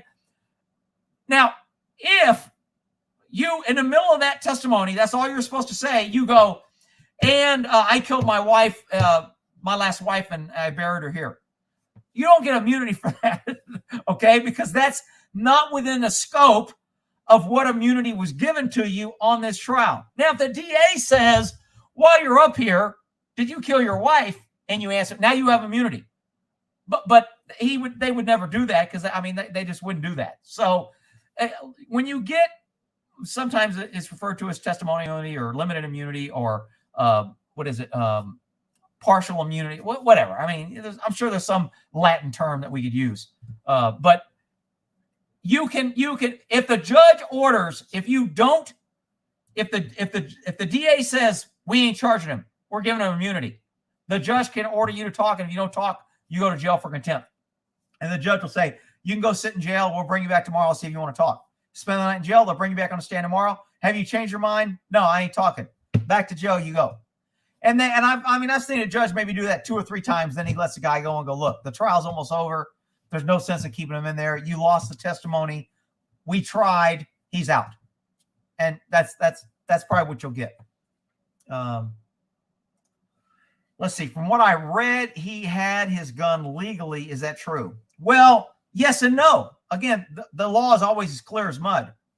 So he's allowed to possess a long gun, and an AR-15 is a long gun, and it falls under the hunting statute, if I remember correctly. I'm no expert with Wisconsin or Illinois, wherever he's from, the law, but I think he's allowed at 16 to have a long gun, is what the law says. So he could possess that gun. He can't buy a gun because I don't know if it's the federal law, the 4473, that says you have to be 18. I don't know if that's why you can't buy a gun. I can give somebody in Texas, I can give a 16-year-old a gun as a gift. He can't buy it, but I can give it to him as a gift. So, you have to know the law. So did he have the gun legally? He possessed the gun legally in the jurisdiction he was in. A 16-year-old can have a long gun. He was 17. He had a long gun. So he possessed the gun legally. Now, was he allowed to call it his gun, and could he buy it? No. So the fact that they kind of admitted that he gave him money to buy the gun for him, I still don't even think they have a crime there because the guy never gave him the gun. If you want me to buy you a gun, let's say you can't buy this gun because you're not 21 and you want this pistol, and you're going to turn 21 in 6 months, and you say, hey, Rick, will you buy this gun for me, but just keep it in 6 months, then I'll pay you and buy it from you because I don't want to lose this gun. And I go, yeah, sure, I'll do that. I can go buy that gun for me. It's my gun. I keep it for 6 months. When you turn 21, I can do a private sale and sell it to you, and we have not broken the law. Now, I'm sure the feds would argue that it was a straw purchase, and since I didn't buy it with the intent to keep it, and they would have to prove that I intended to sell it and that I was buying it for him and I just kept it and I was he wouldn't go anywhere. But the law can always make something out of anything. But did he possess the gun legally when he was walking around? Yes, he did have the gun legally. Okay, how do you keep people on the jury from seeing anything to me? You don't. It's up to them. You either have ethics or integrity. If I'm on a jury and the judge goes, don't watch any media, and I go, okay, and I go home and the TV's on, and I leave, and I go, don't tell me, I don't want to know, then I can do that. I think that's bullshit, personally. If you're a freaking juror and you want to watch the news, you can go watch the news. I don't give a shit. You should have more information. Maybe if the jurors knew how much bullshit was going on behind the scenes, maybe they would give a better verdict. maybe if they weren't kept in the dark and lied to and manipulated, maybe they would give a more realistic verdict. And we wouldn't have people run around going, oh, the jury, they're so unpredictable. We never know what they're going to do. That's because you always confuse them and hide shit from them. If you ever just gave them everything, maybe you get regular verdicts. All right. I don't know how they can do that, put people in a hotel. Well, if they put them in a hell, that's called where they sequester the jury. Now, that's different. If they really want the jury not to hear anything, they will sequester them. On long trials, that gets into more money. It gets harder to find a jury because some jurors may be taking care of somebody elderly. They may have kids they have to pick up from school. So they can't be on. So you really shrink your jury pool on who can be in a jury if you're going to sequester them. Because when you're picking a jury, you realize that you may be sequestered. This may be a 2-week trial. So you're going to be in a hotel for 2 weeks. You're not going to have to go home. You're not going to be able to watch TV. You're not going to be able to check your internet. You're not going to be able to have a phone. We're going to give you reasonable visitation with your family, but you can't discuss the case, and it may be monitored or videotaped or recorded or whatever. So they may go through all that shit. So sequestered is different than this jury. This jury goes and they go home every night. So if they want to watch, they can. Now, if they go back and say, man, I was watching the news and this happened, if one juror tells the judge, that can be a mistrial because it contaminated the whole jury pool. And everybody on the jury heard it now, so it's just as if they all watched that news article. So if one person talks and runs their mouth, it can cause a mistrial. And through no fault of either side. Some people like a mistrial. I think if they had a mistrial right now, I think the DA would be happy. Doesn't cost him any more money. It costs Kyle more money because now he has to do a second trial, so it screws him over more. He's got more hanging over his head. He's more likely to cop a plea. They now know what he's going to say if he gets on the stand. They have more detail. They have more witnesses. So the DA right now, if they had a mistrial, I think he'd go home drinking wine and celebrating, saying, good, now we're going to get him next time. The prosecution would not be happy with mistrial because I think they made a lot of good points. They're kind of winning. I don't think he's going to get guilty. They spent all this time and money. It's almost over. Kyle's probably nervous wreck. He can't sleep. He's in therapy. I mean, this is just being on trial is huge stress. So I'm sure they don't want a mistrial. So, I mean, I can see the DA throwing a party if they get a mistrial. Do you think the defense didn't object when they should have attacked it? Yeah, I think I already covered that. So let's see. I'm trying to get to it. They talked a lot of nonsense about ammo selection. I think that the defense should have brought up an expert. Well, maybe they could have, but look, that ammo shit is just crazy. Again, this is why when people, especially lawyers, if there's any lawyers here talking shit that they're lawyers, and I'm not reading all the comments, so I don't know what's going on in the comments because they usually get pretty wild. I'm just trying to focus on what the questions are and answer. If there's any lawyers out there, I forgot what I was talking about. Ammo selection, expert, standard practice. I don't know why I was talking about lawyers. But the ammo shit is kind of bullshit. Oh, I know what I was talking about. Lawyers can make anything appear anyway. You know, if you run a stop sign and you save a life, and you know, legally you can run a stop sign. Who thinks you can run a stop sign legally? Raise your hand. Yes, you can. Most states have a law that says you're allowed to break the law and violate the rules of the road in order to avoid an accident. Meaning you can go the wrong way on traffic. You can run a stop sign. You can run a red light.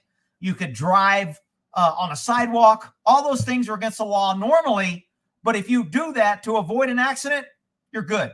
It's in the vehicle code in most states. So most lawyers can make anything they want, good or bad. This ammo thing is the most ridiculous argument I've ever heard. So according to this DA's theory, because he had full metal jacket, and full metal jacket is nothing but this little round right here, this full metal jacket. It's got a metal plate over the lead, full metal jacketed.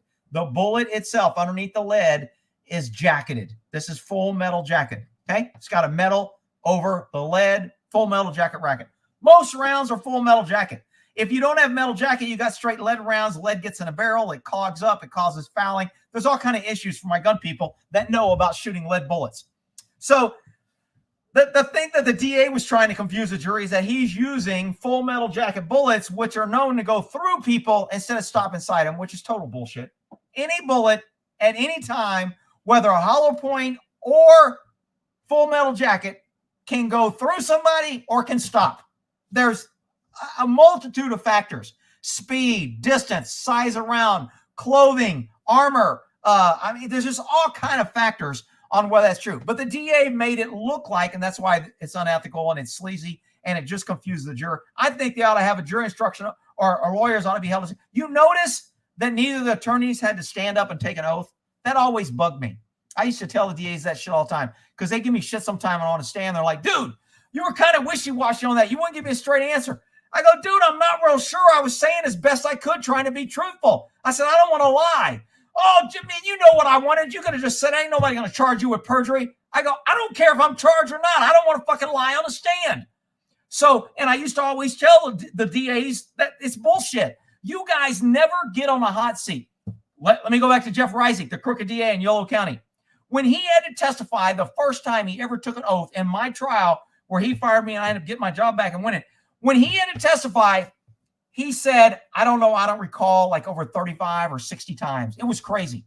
Every question was, I have no recollection. I don't know. He wouldn't look up at the judge or me. He was looking down. He had a little bottle of water and was sipping after every talk. His mouth was so dry because he knew he was lying. I have no recollection. I don't recall. I don't know. I mean, it was, I was like, I turned to my attorney. I go, dude, if I testified like that on stand, the judge would kick me out and call me a freaking liar and kick me off the stand. He would not let a cop testify like this. I mean, it was the most crooked interview. I mean, there was literal an email where I sent to him, he responded, and I replied, and he replied back. And he said, I have no recollection. We showed him the email, and he goes, I have no recollection. He goes, this is your email. It came from you. He goes, we got it. We confirmed it came from your account. I have no recollection. and the attorney looks at the judge, is like, if he don't remember, it's not proven. I'm like, what the? So lawyers know how to lie. And it's unfortunate that they're allowed to do that. See, I think if lawyers had to take an oath every time they testified in court, and what they'll tell you is, well, we are kind of under oath. We're officers of the court, and we could get disbarred. They always like to use disbarred. I mean, lawyers like to use, I could get disbarred, like cops like to use, oh, man, I was coming from a dead baby call, and that's why I beat the shit out of a bunch of people. Whatever. I mean, lawyers love playing this disbarred game. How many lawyers get disbarred? 0 to none. I mean, it's just like crazy. So this disbarment, all this shit, this attorney was just playing bullshit to the jury to confuse them, throwing up a bunch of shit and making a scene. Had Kyle used hollow point, he would have still made an argument that Kyle was an evil dude. He used hollow point so it would expand, so it would go into the body and expand and do more damage, and therefore you did want to kill because you went out and bought these special hollow point bullets. Both arguments can be right or wrong, and it's just bullshit that the attorneys get to manipulate and pick which one that fits their agenda. All right, so where are we at here? I'm working down, people. Hang in with me. I told you last time Chauvin was guilty. Y'all didn't listen. I'm telling you guys, Kyle is guilty. Well, you may have said that Chauvin was guilty, and I don't think he was. He may have been guilty of a couple things. He was not guilty of killing a freaking drug-induced thief who was fighting, resisting, hyperventilating, who was eating fentanyl in the back of the car, who was hiding drugs and eating it, and who overdosed on fentanyl and died. He was not guilty. So for you, George or Jorge, whoever you are, to come here and say that you got it right because he was guilty, and you're full of shit. Sorry, dude. I mean, I appreciate you coming around and hanging around, but you're full of shit on this topic. In my opinion, you're more than welcome to have your opinion and say I'm full of shit. Okay, Eric just got blocked because he put 3 fire trucks and didn't have any question. See, Eric, thanks for coming. All righty. If the software enhances interpolated, is that the term, interpolated? Upscaled image doesn't provide the prosecution something additional beneficial over the original image, then why is it not just use the original? Well, what they're saying is the original is so small, you can't make out what he did unless you blow it up. So that's what the prosecution's saying. The defense is saying the image is so small, if you can't use that to help you, when you blow it up, because it's putting in all these extra pixels and it could modify the image and make it look like something isn't there, it's no longer the original image. And I mean, I don't know how anybody can argue with that. If you add something to an image, it's no longer the original image, okay? I can't add pixels and colors and things to an image and say, oh, the image is the same. I mean, it's just crazy.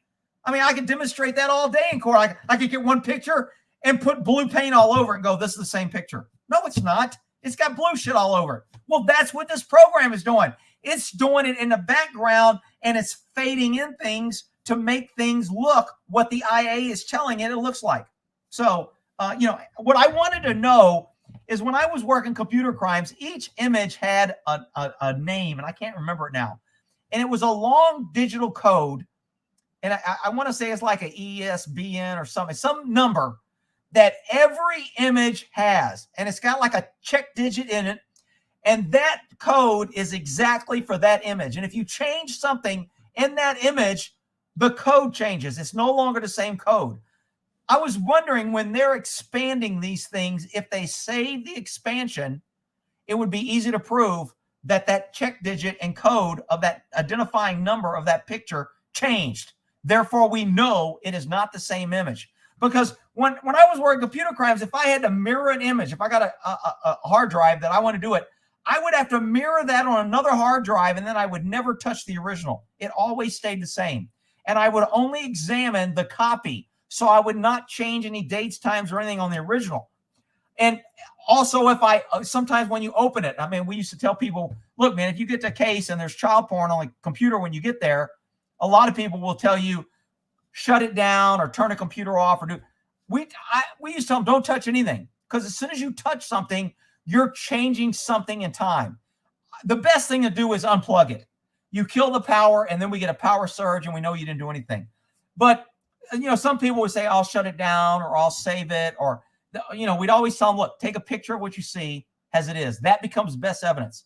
Because instead of testifying, yes, when I got there, I saw a child with her legs tied apart. She appeared to be 7 years old, and I saw a male, blah, blah, blah, whatever. And that's different than if the guy snapped a picture of the screen and said, this is what I saw when I went in there. Then he explains it. Now, much better. So some guys would go in, some cops would be like, oh, man, I heard from the high-tech task force, just unplug it. And they would unplug it. And that would be okay, because we can normally pull it back up anyway, because we could tell what was back on there. But whatever. This image thing, I'm not sure how that's going to go. 500 National Guard activated ahead of verdict. Judge receiving death threats. Really? Wow, I haven't heard any of that yet. Again, I'm so busy covering a trial that I haven't really watched the news or anything. Is the prosecution trying to say if Kyle pointed the gun at people before, then he's the aggressor and it's not self-defense? Is that the law? I don't know if it's the law, but it can be inferred to the jury, and they can make that determination. So the jury can say, you know what? Had he not pointed the gun, maybe they wouldn't have chased him. And they were chasing him because he pointed a gun. So the chasing was somewhat justified. They shouldn't have grabbed his gun and hit him with the skateboard and tried to pull his gun. But we understand why they chased him, because he pointed a gun. And I would be scared if they pointed a gun at me, and I might chase somebody. So that, again, when the DA starts throwing in all this shit to see what sticks or to clutter up their minds and puts that smoke and mirror shit in there, sometimes the juror will see a reflection of smoke or something and be like, oh, yeah, I'll vote. The DA was right. And I guarantee you, there's a lot of juries on this jury that think the DA made some good points and did a good job. I guarantee you. I totally don't understand the state hedging their chance with lesser charges. I don't think the state is hedging their chances. See, the lesser charges have different elements than the primary charge. The primary charge maybe have 4 or 5 elements. Must do this, must intend to kill, must do this, must do that, must do that. All those 5 things must be met to get a guilty verdict on this case. Now, when you start adding these other things, those things are different. So if this case requires 4 things, a lesser included may only require 3. A lesser included may only require 2. So you can get a conviction on the 2 because you covered those good, but you can't make the 4. So the state, it is absolutely to their advantage. Why is my Alexa going off? Did I lose power? I couldn't have, or I lost the stream. My Alexa. Okay. So, I think the state add charges because they get something guilty instead of a freaking hung jury or a not guilty verdict, and they're scared.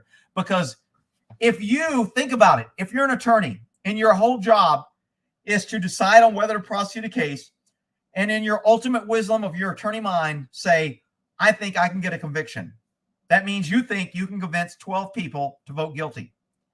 And then you do your case and you can't convince one and you get an acquittal. You pretty much are a dumbass, universal. Nobody's going to argue with it. I mean, think about it. You charge this case convincing yourself that you could get 12 people to agree he's guilty. And at the end of the trial, you can't get one person to vote he's guilty. You are a complete and utter failure. Attorneys hate acquittals. When there's a mistrial, they always say, oh, it's one or two dumb jurors, blah, blah, blah, blah, blah. They'll blame it on the jury and they have a way out. But when there's an acquittal, it all comes back to them. You really suck because you wouldn't even file this case if you didn't think you could convict 12 people to convict. And you couldn't convince one, you pretty much suck in everybody's language. Sorry. Let's see. Kyle has horrible lawyers. I don't know about that. Most people looking for videos stating real facts. No, most the other fools on the other videos from the news saying made up bias BS. Yeah, I haven't watched the other news, so I don't know what they're saying about the trial. What's your email? I got some stuff. Dude, I got too many emails and I ain't saying it out now because, like I said, I got 6,000 I can't read. There's plenty of ways to find it if you want to find it. I am not going to put out my email here because I just get too much shit as it is. What about lesser charges brought last minute by Binger? Yeah, I think I already covered that. Did you know the gray-haired lady who sits next to Kyle is a member of the ACLU? I did not know that. Are you serious? You're talking about the linebacker lady that just was running the videos? She's from the ACLU? Wow, I'm shocked. The ACLU could make points by putting that. See, the ACLU used to be about protecting Americans' freedoms. And then they kind of just sold out, and now it's pretty much just we protect black people's rights. And that's what the ACLU is now. It's no more protecting everybody equally. We're only protecting black people. So, I mean, it's kind of, maybe they protect illegals. I'm not sure. They might protect illegals, but they've lost all credibility in that. Would you agree the jury has likely seen all the BS with the prosecution? No, I would not agree that. I think most jurors take their little oath that they're going to abide by the rules kind of seriously. You got to realize most people on the jury aren't, they're a little bit scared of government. This is a new weird thing. We've got a DA where we've got to make a decision on whether a guy's whole life is over. And I mean, it's not a death penalty case. That's even more stress, but they're looking at pretty much life in prison for this kid. So that's for most people who have any moral character at all, that's a pretty big responsibility. So I gotta think most jurors are kind of taking their oath and their beliefs seriously, and they're doing what they're supposed to do. Is there one or two that isn't? Yeah, I think there probably is. Why didn't offense have weapons? We talked about that. I'm not sure why that happened either. YouTube is blocking questions about submitted picture. Really? I thought I read one.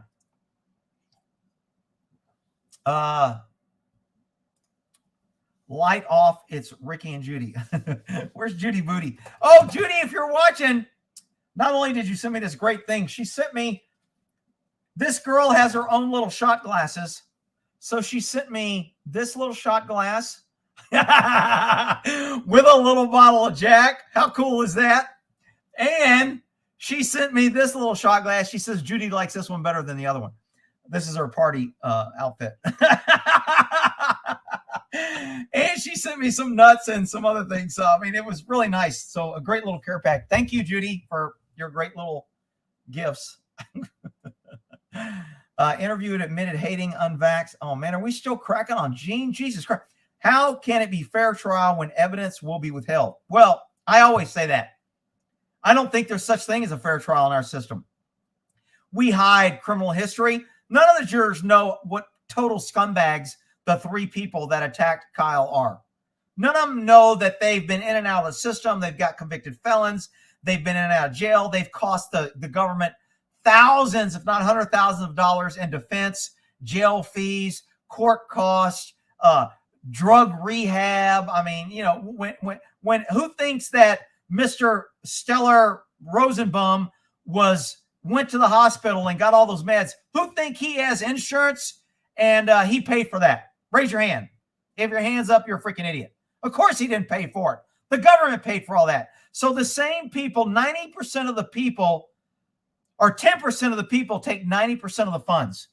You know, I mean, there's a bunch of people out there that believe if we got rid of the criminal element of our population, we would have so much more money. We wouldn't need jails. We wouldn't need attorneys as much. We wouldn't need big courtrooms. We wouldn't need big jails. If we just got rid of the people who are constantly getting reoffended, and that's who 90% of the people in the criminal justice system are, very rarely is it first-time gig. Except now, cops are out there wanting to arrest, a mom for not wearing a mask with her kid. Anyway, Rick, there's a lot of assholes. You need to make someone a monitor to calm things down. Really? Yeah, well, I haven't seen it. And when somebody's being an asshole, you can block them or you can report them. When I was watching this on PBS, they were running the comments, and there was freaking crazy comments. And you know what? Every time I saw a crazy comment, I clicked the 3 dots, blocked them, and pretty soon the chat got normal. Once you block these assholes, they'll be gone. All right. Does the jury have to be unanimous? Yes, has to be unanimous. All 12 people. Now they evidently have a way in this court to where there's 20 jurors, and somehow they're going to pick who's the jury, who's the 12 jurors afterwards. That way everybody pays attention, which is probably a pretty good idea. But all 12 has to agree, or it's called a hung jury. If all 12 don't agree, that's what's called a mistrial or a hung jury, meaning we can't come to a unanimous decision. So the judge likes Kyle. I don't know if he likes him or he sees that he's getting a raw deal. He thinks he's being treated unfairly. He thinks he's getting screwed, and his attorneys aren't looking out for him, and he feels that he has to do that. Imagine if Kyle went in this trial, and I always have said, if they charge me something, probably I would defend myself. I would just say, screw you. I don't want one of your bullshit. I would still want an appointed attorney to do all the legal shit and the paperwork and to let me know when I can't do something. But I'd represent myself. Can you imagine if Kyle represented himself in this trial? I mean, DAs hate it. There was one DA where we worked at, he lost twice to the same dude. We arrested this dude, he got a case, guy defended himself and won. The DA got so much shit. I mean, he got dumbass of the year. I mean, he was just, you can't even beat a dude that hadn't been to law school, and you go and charge him in court and he beats you. Not once, but twice. Matter of fact, I'm not sure, that might have been Rob. The Gorman, the guy that I was talking about earlier, that might have been him. I'm not sure. So anyway, let's see. Where are we at here? Here's some fireworks.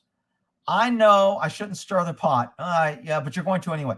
Do any of you think that a 17-year-old, period, no matter what his attention was, should have been there in the first place, let alone? So let me get this straight, Carol. You are going to stir the pot. All the people that were burning and rioting who were 15, 16, 14, 17, 18, you don't have a problem with them, right? You don't have a problem that the government didn't go after them. You're willing to overlook all of that, and we're going to focus on the one kid that was there because his dad lives there, because he gives out first aid, because he's cleaning up a wall, and you're going to ask, why should he be there? But you're not going to ask why all the other assholes that were burning shit down for Black Lives Matter and destroying cars, you're not going to ask why they're there, right? Whatever. I'm not even going to justify that, spend much more time on that one. All right. Do you think prosecutors press charges purely because of backlash? No, I think prosecutors, because the DA before Reisig, where I worked, who was Dave Henderson, good dude, I liked him, but he had been around for a lot of years. He didn't give a shit. And when the media came out and they attacked him and he wasn't charging, he'd be like, I don't give a shit. I ain't charging. He didn't care. And when he wanted to charge something, he got a bunch of heat. He's like, it's a righteous charge. I'm charging. I like the way he did business. I remember one case when he was the DA, a dude went in a house, was robbing him. A guy fought with him. The guy punched him while he's running out of the house. Guy grabs his gun. The guy runs as he's running off the guy's property in the back. This is California now. The guy's off his property on a driveway in the sidewalk. The homeowner comes out and shoots the guy in the back 2 or 3 times, kills him. DA goes, I ain't charging him. He goes, look at that house officer. He goes, he entered his house. He has every right to protect his house. I don't give a shit. And everybody's like, how could you? And he got so much shit in the paper. Why didn't you charge him? He shot him in the back. He was off the property. He was leaving. He was unarmed. Henderson was like, I don't care. I ain't charging him. He was right. I was like, I loved it. I mean, to me, that's a good DA. He's not going to do something because of lynch mobs. I mean, if we're going to lynch mobs, then let's just go back to where I can say, let's get a posse and go round up some mofos and let's hang them from trees. I mean, if that's because that's what BLM does, right?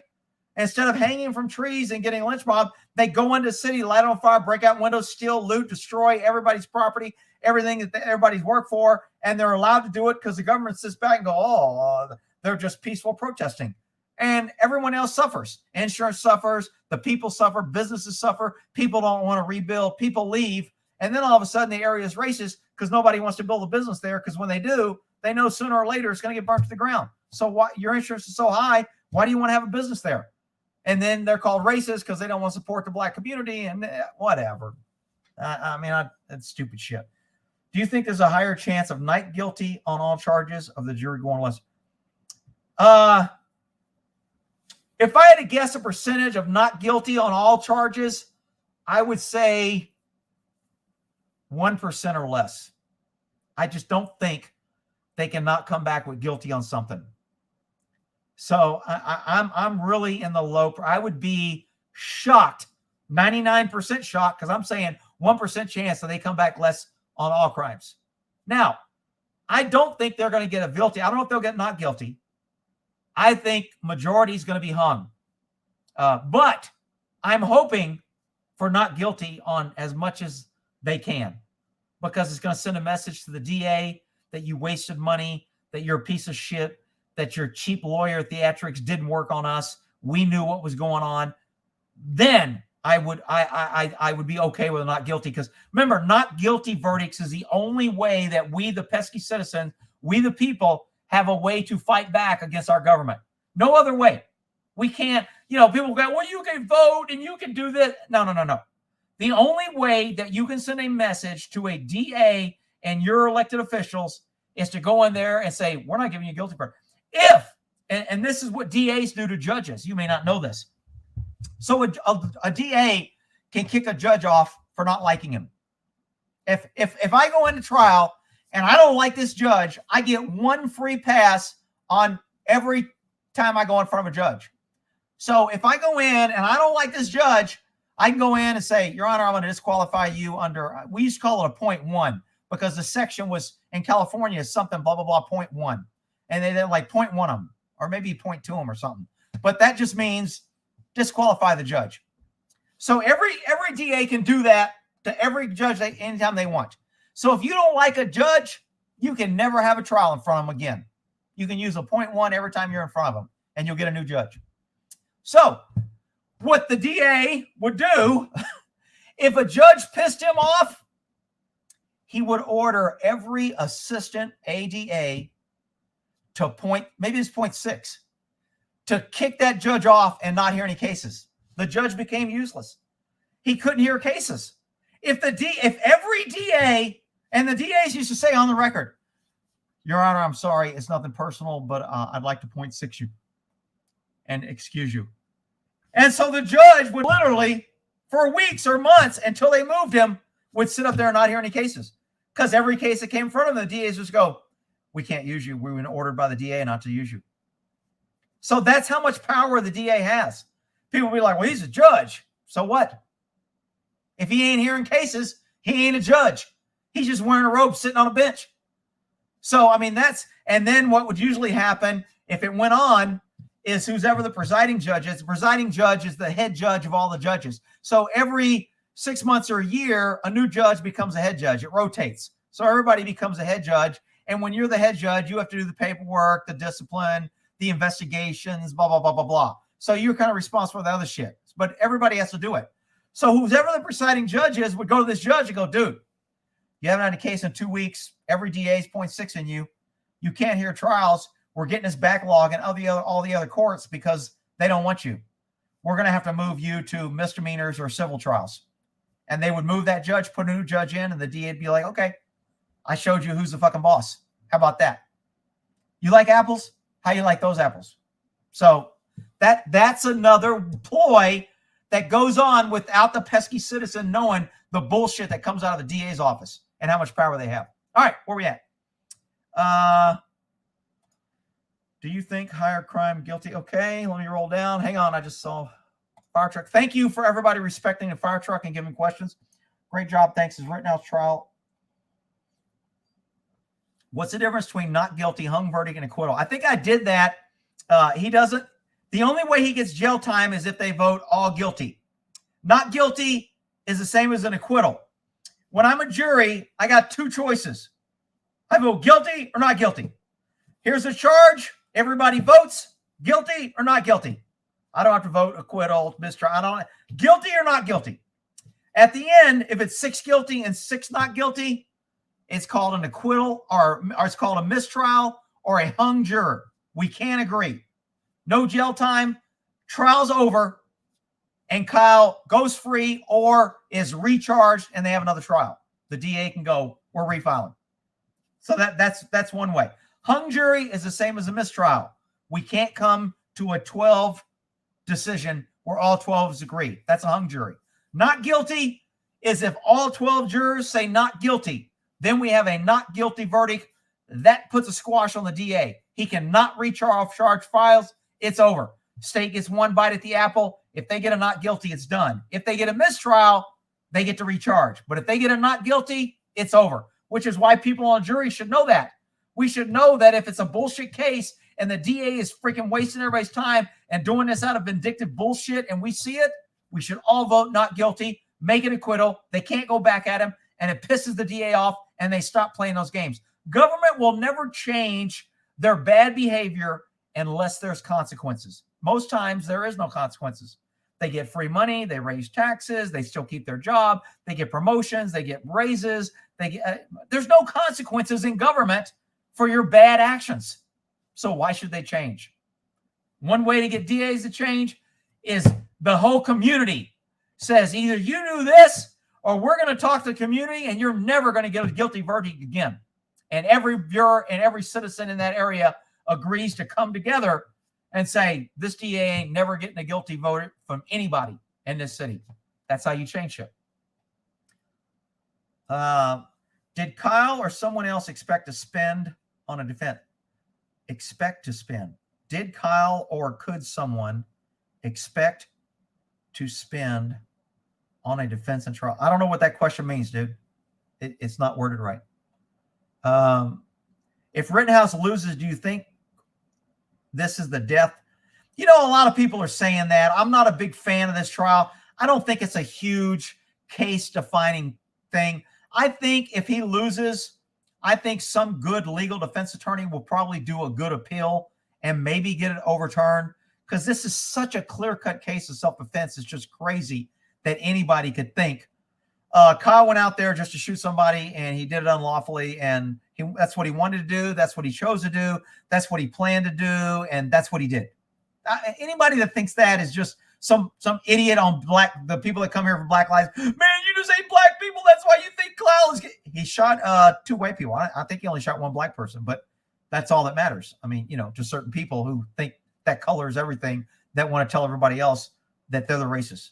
All right. Do you think the prosecutor has been unethical in his action? Yes. I think he's extremely unethical. I think he is trying to put a guy away that he personally doesn't think is really guilty. I don't think he believes his own freaking arguments. He wouldn't change. It wouldn't be so fluid. He wouldn't be trying to grasp at straws. If he really believed what he was saying, he would make his argument from an honest standpoint and let the facts speak for themselves. He doesn't want that. He's hiding the facts. He's constantly objecting. He's constantly trying to get more information, bullshit to the jury. He's constantly trying to get things in on a sly, on the back door, through confusion. To me, all that screams unethical. But there's no law that says a DA can't be unethical. I mean, just because there's an ethical standards for lawyers, what? You think there's somebody running around? You think there's an ethical police out there that says my job is to go arrest unethical DAs or lawyers? Of course not. It's a scam. All right. Do you think the witness Drew Hernandez was better than the defense team. I think he was a really good witness. I loved him. I thought he was a great guy. He understood. He stuck to his story. He didn't let the DA bully him. He didn't fall under the trap that I just have to say yes and no when he tries to force feed me this bullshit narrative and then I'm supposed to agree or disagree. He gives me a double agenda. I mean, he was asking, there's a such thing as compound or complex questions. And you can't do that as an attorney. I can't ask you, isn't it true that you drove to the store and you knew you were drunk and you got the gun and you went in with the intent to kill them? Isn't that true? That's a comp. He has to ask all this because I can't answer. If one of these questions is no or yes, I can't answer with a yes or no. And this DA was doing that the whole time. He was making these statements and doing a little synopsis of what happened. Isn't that true? And he was getting witnesses that were like, maybe some of it was, yes, yeah, I think so. I'm not sure. I don't know. I mean, he was just bullying the shit out of witnesses and nobody did anything. He didn't do that to Hernandez because Hernandez was standing up to him. And that's what I liked about Hernandez because he was being a man on the stand and like, you may push these other guys around and put the fear of God in them. That ain't going to happen to me. You ain't changing what I'm saying. I'm saying what I believe and what I want to say. Okay. You get to say what you want to say. I'm saying what I want to say. And that's why I liked him. Why is the DA being able to add 6 new charges? It's always that way. They can't add it if the defense really objected and the guy didn't want it. The DA or the judge could stop it. I don't know if the judge would overrule that or not. I don't know this. Each state's different, but in some states it may be that the defense has the absolute right to refuse lesser charges. Other states may be the defense may not want it, but it's up to the judge on whether he allows it. So I don't know how that stands. BLM stands with Kyle. I doubt it. They don't stand with anybody that's affecting their burning and looting and destruction. Okay. Although I do think they stood with Rosenbaum because he was calling everybody nigga. So I think they stood with him because he was getting the N-word pass all night. Let's see here. Bullshit. End this shitty chat. Wow, dude. Tony, what's up, brother? Shit. Why you got to be all like in my grill and shit? Damn. Let's go, Brandon. Manslaughter. Oh, shit. All right. 3,000 views. It shows I got 2,400 people. Thanks for coming. I mean, this is the most, normally I get like 500 people. I'm like, I don't know why I'm getting so many, but I appreciate you guys coming. Hopefully you're learning something. I mean, my whole reason for doing this is to educate people on the insides of the jury system, the judges, the courtrooms, cops, how cases are investigated, what the things that most people will never see, most things that they don't want you to see. That's what I try to get out. Let's see. Do you have any mods for the spammers? We almost have 3,000. I do not have any mods for the spammers because it's just, and I can't make a mod now anyway. I have to make a mod on the YouTube channel. I'm using this StreamYard, so I cannot make mods in the middle of this. So you have to block your own. You have to fight for yourself in this. When you see a spammer, block his ass. Does a DA have special training on using video as evidence? No. I mean, they may go to some conference. I mean, I used to teach attorneys. They would bring me to attorney conferences, and I would teach on something that was specific. If there was a bunch of attorneys that never did auto theft, they would bring me in as an expert or as a detective that specialized in auto theft, and I would give a class to the attorneys. So when attorneys or cops have these training classes, in case you guys don't know, we all go to this conference and we all go to Las Vegas or wherever, some cool place where we can party and everything. And then they give you this sheet of paper, and they have like every day there's like different blocks of things being taught. So from 10 to 2, there may be a block on child abduction, auto theft, rape, child molestation. And you can choose whatever one you want. And normally they're 4-hour blocks. So from the morning of this day, from 8 to noon, these are the 4 blocks you can choose from. So pick which one you want to go to and you show up. But all 4 blocks are running. So I would be one of those blocks. And I would be like teaching child abduction or auto theft or gun crime, whatever it was. And so, and when I used to teach attorneys the most is child abduction, because a lot of attorneys don't have a lot of experience in that. And because we were like the number one place around that had a full dedicated child abduction unit, a grant, a full-time attorney, and we got kids back from all over the world. And so, I mean, we had a pretty, I don't know if it was like super great, but it was full-time. So we had a lot of experience in it. So when I was teaching attorneys, someone would get up and leave right when I start talking, because it'd be like, man, I'm a cop, and I know you guys are attorneys, and you probably don't want some cop telling you what to do, just like I don't like some attorney telling me what to do. And I know all you attorneys secretly want to be a cop, and I know you think all cops secretly want to be an attorney. And I would have attorneys stand up after I said that and leave. I ain't listening to this guy. I'd have some attorneys laughing. I'd have other attorneys kind of like, who the fuck is this dude? So, I mean, you know, and this would be a big auditorium, and there may be anywhere from 50 to 200 attorneys sitting out there. And then I would take questions, and I would explain things. And when they ask a question, I do what I'm doing now. Be like, what happens when a kid does this? And I'd go through all the if, and, buts, and coconuts. I'd explain it, do all that. And then someone else raise their hand. I'd take their question. And afterwards, some attorneys would come up and go, dude, man, you taught me so much. I really appreciate it. You got a wealth of experience. Can I have your number so I can call you in case every case has? I go, sure. So I give them my card, and we do that. You know, and other people didn't come up. And then, you know, when I got my evals, someone would eval, some guy goes, this guy's arrogant. This guy's cocky. This guy's a piece of shit. Other people, this guy's great. He was wonderful, wealth of knowledge. So, I mean, you get what you get. With me, it is what it is. So, you know, special training, would you call that what I did? If I gave a guy a 4-hour class on child abduction, would you consider that special training?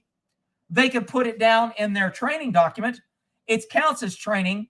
It counts as each year cops have to have so much training, and I think lawyers have to have the same thing. You have to have so much ongoing training, at least DAs or the bar. I don't know if people are not in the DA's office have to do that, but you have to have ongoing training to either get promoted or to stay proficient or whatever. So that would count when they went to those. Again, I don't know what the hell I was talking about. Let's see. Kyle had horrible lawyers. I don't know if they were horrible. They weren't as good as I liked in some areas. They kept him pretty clean on the stand. I will give them that. They kept him cleaner than the attorney did for Amber Geiger. I mean, Amber Geiger was a cop. She was a working street cop.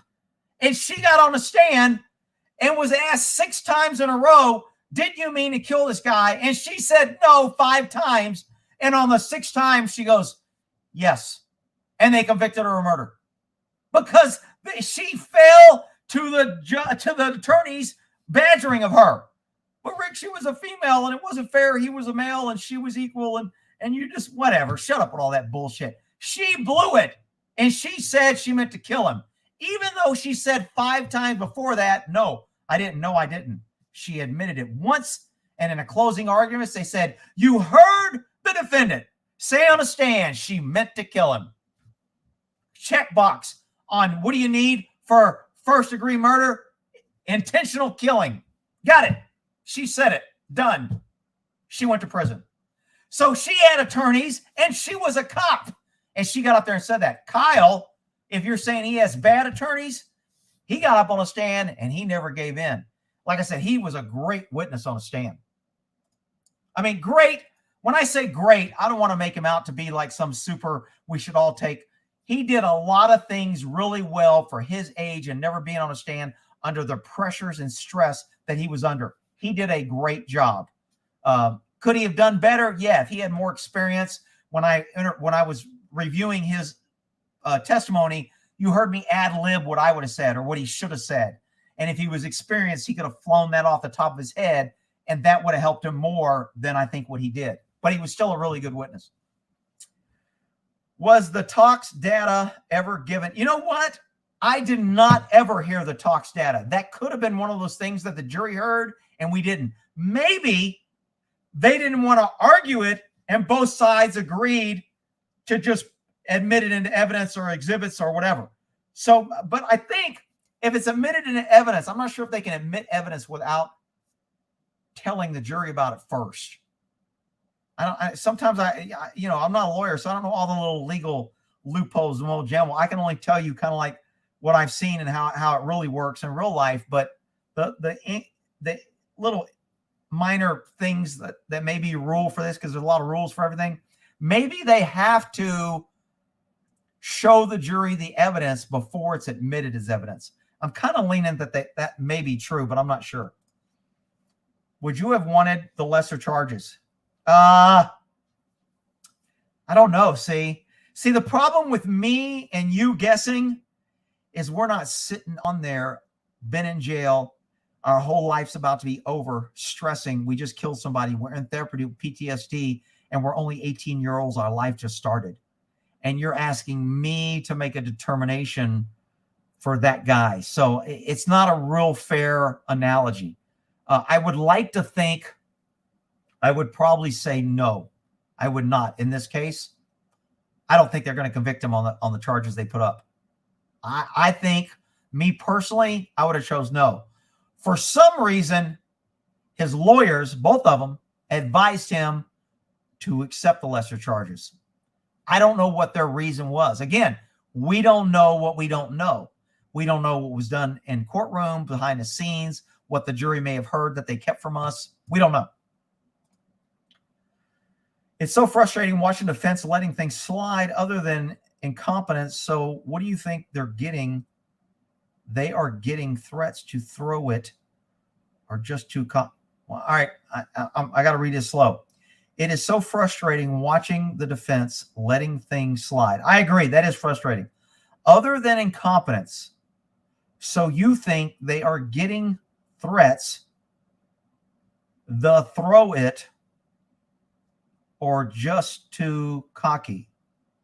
I can't make up the second part of your question. Sorry. Rick, the weasel wipes his first shit on his upper lip every morning. Don't abuse the fire hydrant. Hey, I'm working my way down. I'm running out of fire hydrants. That's good. Gas prices suck. Dude, you got to come and take it and you're going to fuck around? Oh, he's going to say, you know what he's going to say? He's going to play fucking lawyer with me. Man, I didn't put fire hydrants. I put gas tanks. It's not fair that you blocked me. All right. I'll let you go with this one, but this is your warning. Hey, Rick, can you please slow the chat? 3K people in here flying. I don't know how to slow it. See, I'm not on YouTube. You people think I have YouTube control. Because I can share my screen and I can do other things by sharing my screen with you guys, I can't do that on YouTube. So because I'm using StreamYard, I don't have YouTube controls. I can't make administrators. All I can do if I see something is put this person in timeout or block them. Those are my only options in chat. Sorry. Did you see the article release that Grokerwitz got multiple charges dropped days before? Well, I didn't have to see the article. I knew that was happening. Hang on, I went forward. I jumped forward. I got to go back and see if I miss. Any questions here? Let's see. What was up with the 800-pound prosecutor? Oh my God! Some of the names they were calling him, Jabba the Hutt, Jabba and the Weasel. People were putting in the comments. His jacket was falling up. It was. It made a big. It almost looked like he had a hoodie when he had his jacket on. Oh shit! I got so mad at the photo kid. I know he was brutal on that photo kid. It kind of pissed me off because it was bullshit. Do I have any physical therapy here? I got this big pain in my leg that I don't want to go to physical therapy or the doctor. But if I have some medical person here, I want to explain what's going on and see if you can give me some tip. I'll close it at the end. Somebody remind me. Should you talk to JLP, Jesse? Should I? I'll talk to anybody. It's not like, anybody wants me to come on their show or want to come on here. If they've got a platform where they disagree or they want to have a conversation, I don't have a problem with that. Pass the laws before. I don't know what that means. Same here. I'd say no. DA had bad case. Lee, can't you plug it in? Hey, what are you girls talking about? Wait a minute. Are we going? Is it going from out of the gutter to gutter talk? The hell are you crazy girls doing here?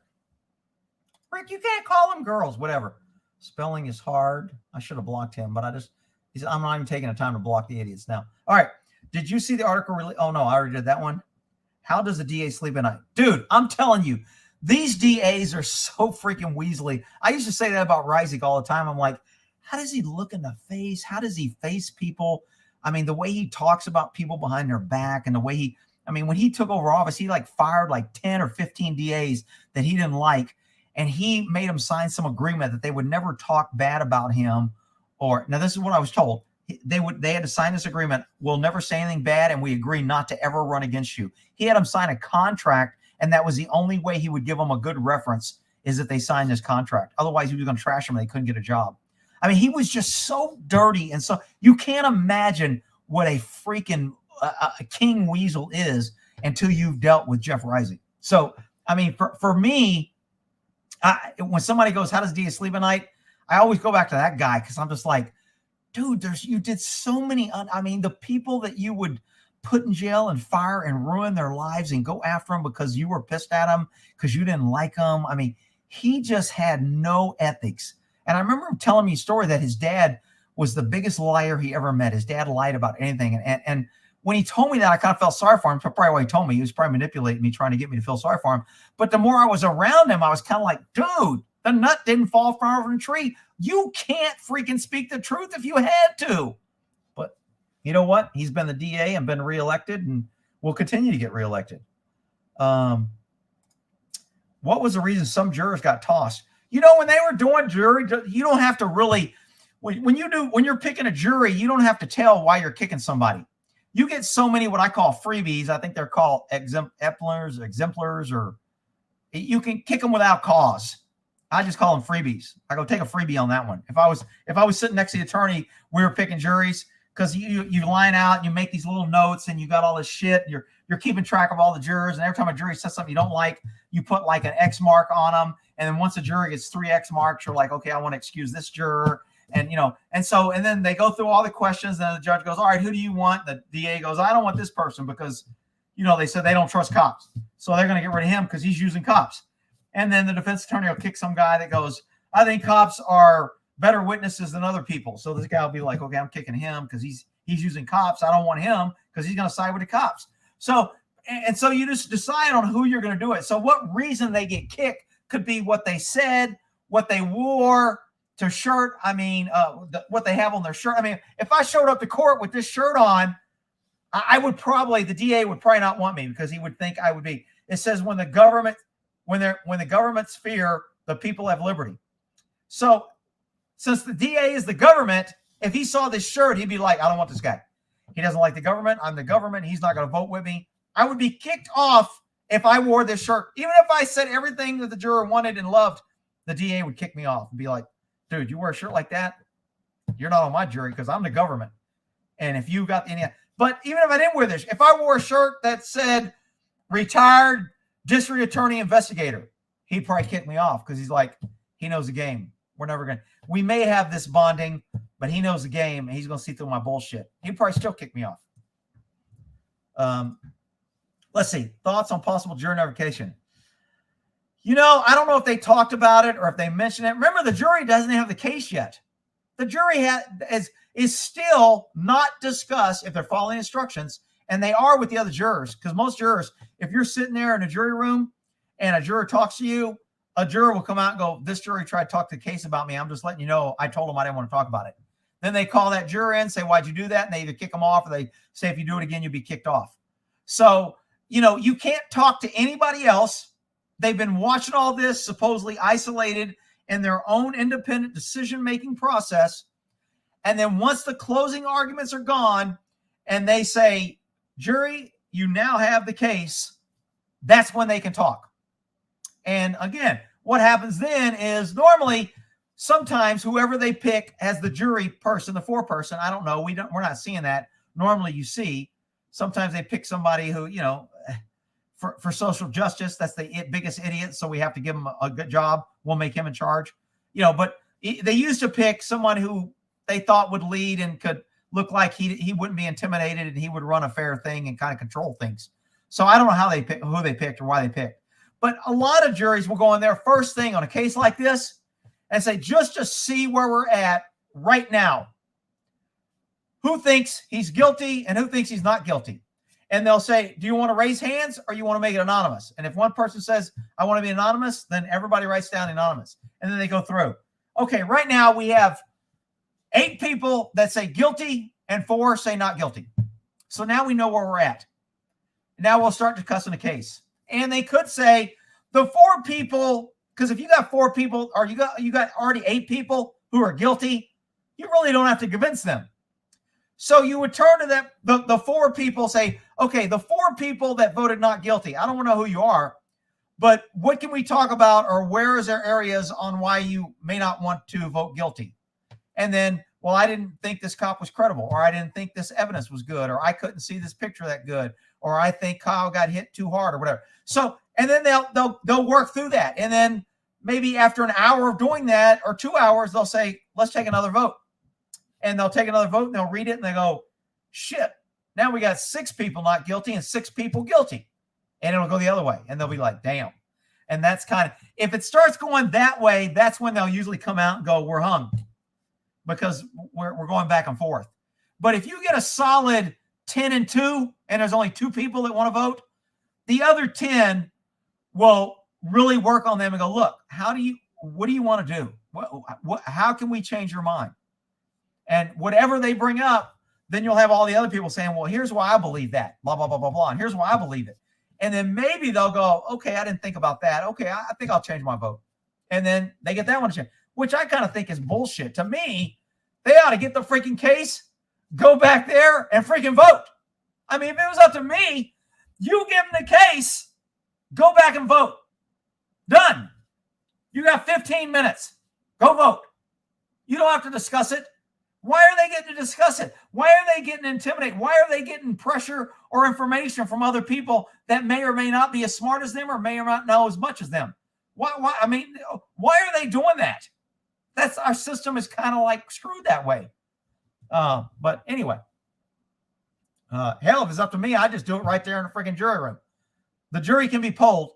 Once you vote, you have to say how you voted. If you come out there, if they come out there with a guilty verdict, I guarantee you the defense will poll the jury and say, I want to poll the jury. And that means every juror has to stand up and say how they voted to assure that everybody voted guilty.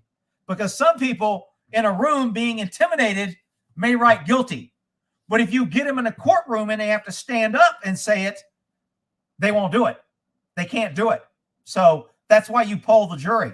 If you can say it in a dark room when you're just with those guys, say it in front of the client and in front of the person that you're promoting guilty and in front of the DA and the defense. So poll the jury, have them say it.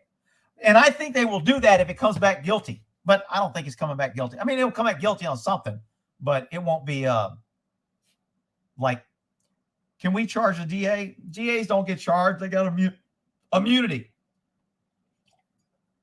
Man, I've been nursing this wine. I've only had a few sips of that.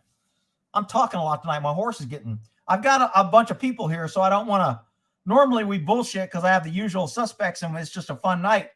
But because I have all these people here that came here because of the title, I don't want to just dupe them and trick them here and then talk about other shit.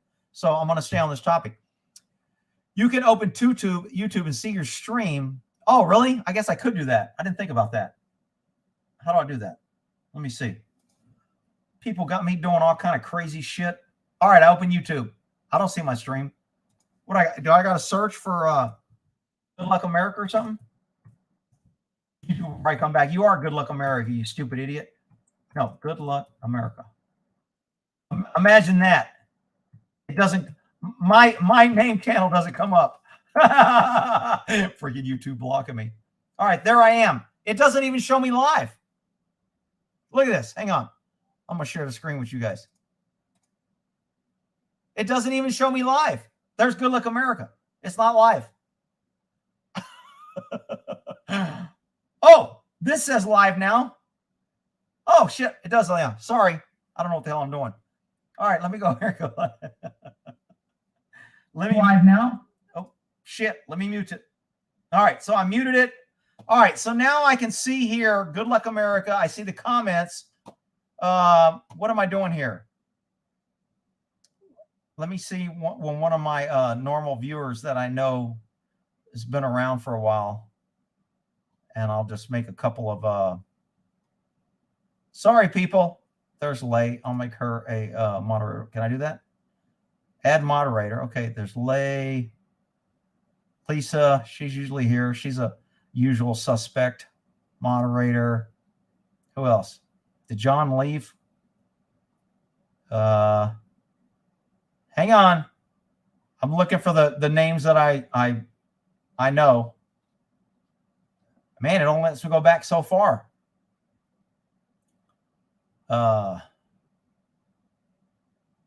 It's not flying by that free Kyle. Hashtag free Kyle. Oh, art room is you. Stop. What happened to art? The art room is usually here. I'll make him a mod. Hi, America. Pat's usually here. All right. I got 4 mods now. What else are y'all complaining about? Rick, you can go to YouTube. Let me go to the next one. Let me go to the next question. All right, let me get rid of that. Shit. All right. First time listening to your show. You're as raw as real as it gets. I'm 50 years old. In Kenosha, Kyle is young, helped the whole day and night shooting. I agree. And I hope the people of Kenosha are smart enough. I don't know what your makeup is over there. See, when we're on the outside, out of the city, we don't know what you guys are doing. So I'm going to shut down this over here because I'm seeing it in the background, probably slowing down my stream. But the people of Kenosha, hopefully, if they're a good, conservative type people, I don't know if it's a really left-wing liberal idiotville. I mean, if they're riding and tear down your city, I got to think that you got probably a pretty good liberal setting. So I'm glad you're here, and thanks for coming. If you got any other questions, feel free to. Rick, are you glad Rosenbaum died doing what he loved to do, chasing kids? That was pretty funny. People have said that. I mean, since he was a child molester and he was chasing a kid, I was kind of wondering why the DA didn't charge any of those people with chasing a minor, assaulting a minor, photographing. Here's something, and some of you guys might know the name. I was talking to my old commander out of the Air Force today, and he asked me a couple questions about the trial, and I was talking about it, and he goes, if Kyle gets set free, he could be a very rich kid if they sue. And I was like, I don't see him. He goes, dude, Biden called him a white supremacist. He goes, LeBron, I think, made disparaging. The Washington Times, CNN, they've all labeled him really bad names. And he says, do you remember that one guy? And it's something like Sandman or something. Let me see if I can search if it'll come up. He supposedly got a $400 million settlement for doing the same thing. He said it was some kid who had a MAGA hat and some old Indian dude got in his face and called him racist or something. He was kind of smiling, and then the media picked it up, and he ended up with over $400 million. And I was like, you got to be shitting me. He goes, no, man. He goes, all the newspapers paid out bank. He goes, he thinks that Washington Times paid him 100 or 200 million themselves. What was his name?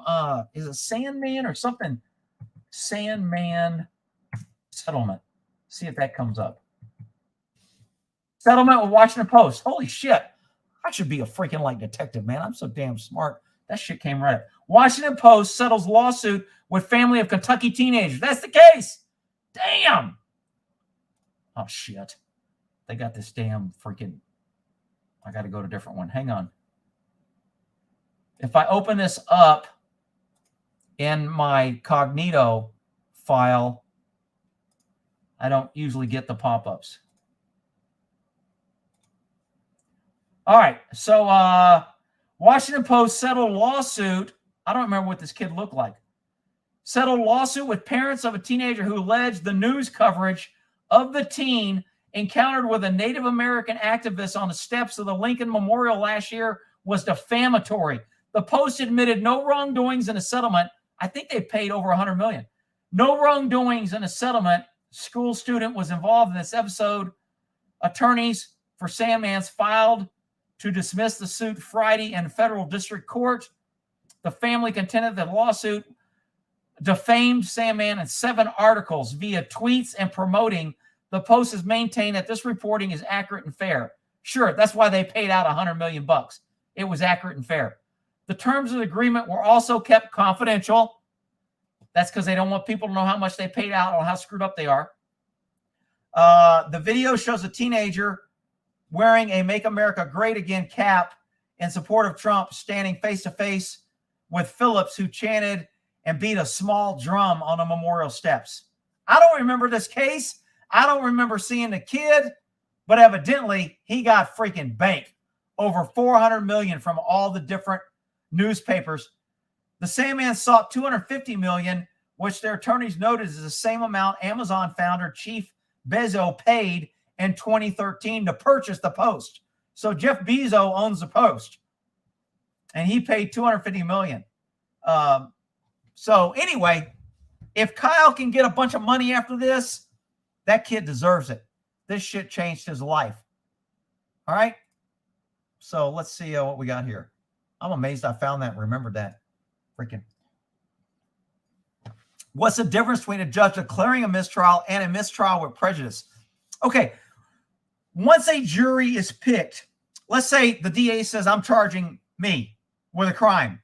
Once a jury is picked and they're seated as the jury for this trial, a thing that happens called jeopardy has attached.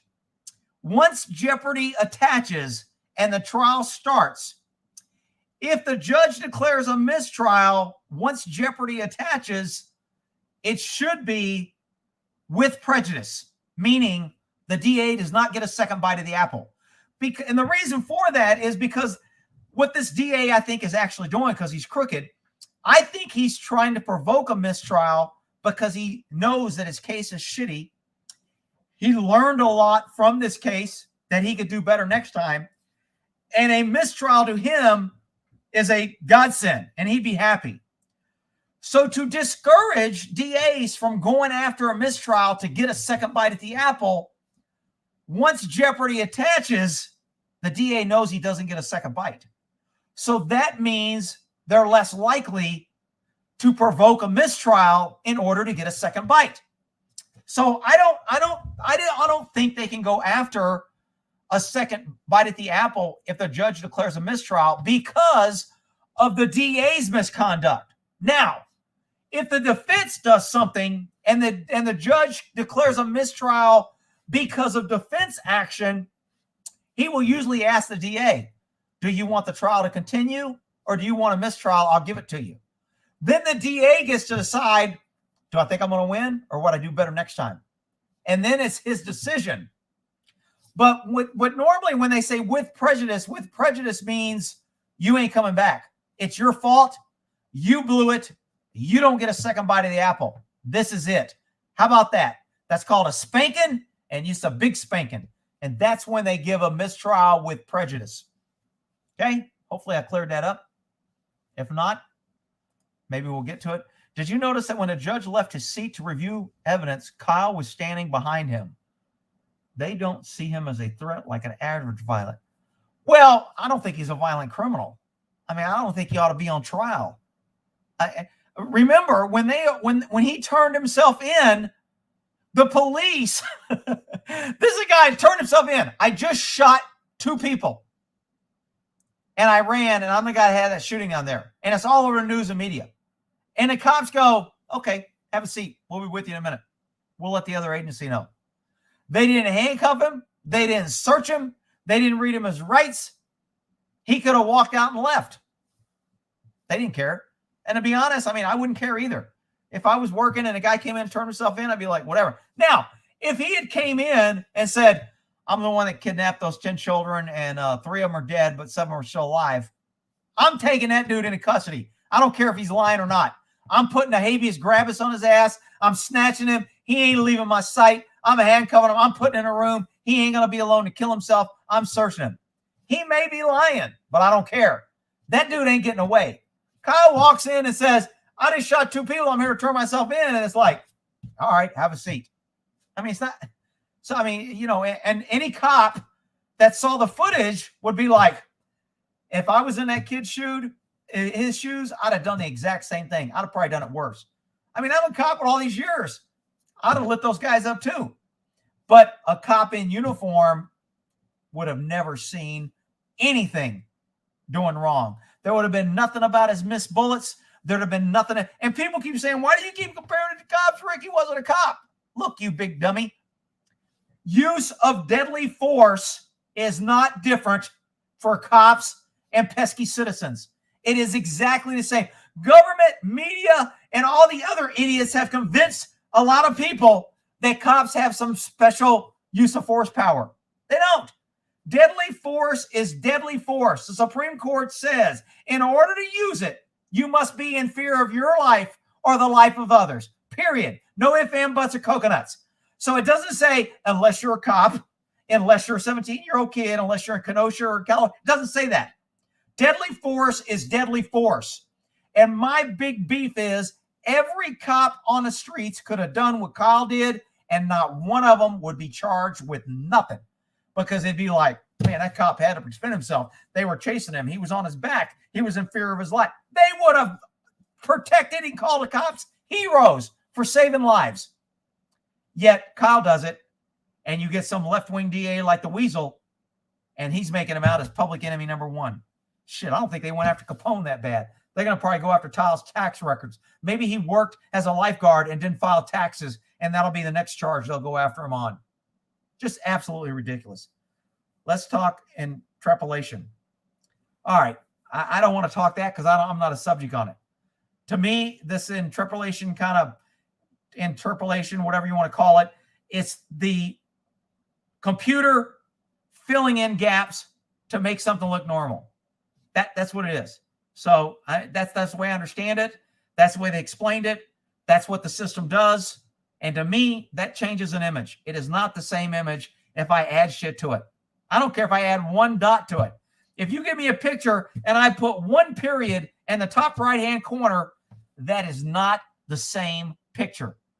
Now, when you start putting dots in the critical area that's being expanded that shows whether a guy's pointing a gun here or here, and now you're adding things to that specific area, which is what this program is doing, I don't think that's best evidence, and I don't think it's the same image. I think they're doctoring the image, and you can't doctor evidence and give it to the jury. If that's the case, the DA would be doctoring everything, which they pretty much do on most documents.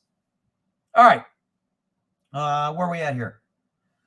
The police government did nothing to stop the violence. But correct. And the government is held with no liability. The government is no way responsible for Kyle having to defend himself. I think Kyle, if he gets not guilty of this, I think he can sue Kenosha County and the state for failure to provide protection. Now, the Supreme Court has already ruled cops have no duty to protect.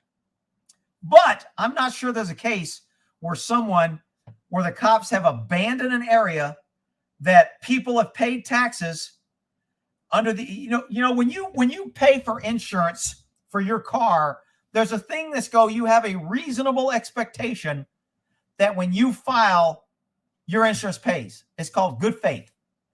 And an insurance company is scared to death. I worked insurance for a while. Insurance companies are scared to death of a good faith lawsuit. If you sign a policy and you think you have protection and you have paid your monthly fees for over months and years, and now you file a claim and your insurance company says, oh, you didn't read a fine print, we're denying it, you can file a good faith lawsuit and they will settle.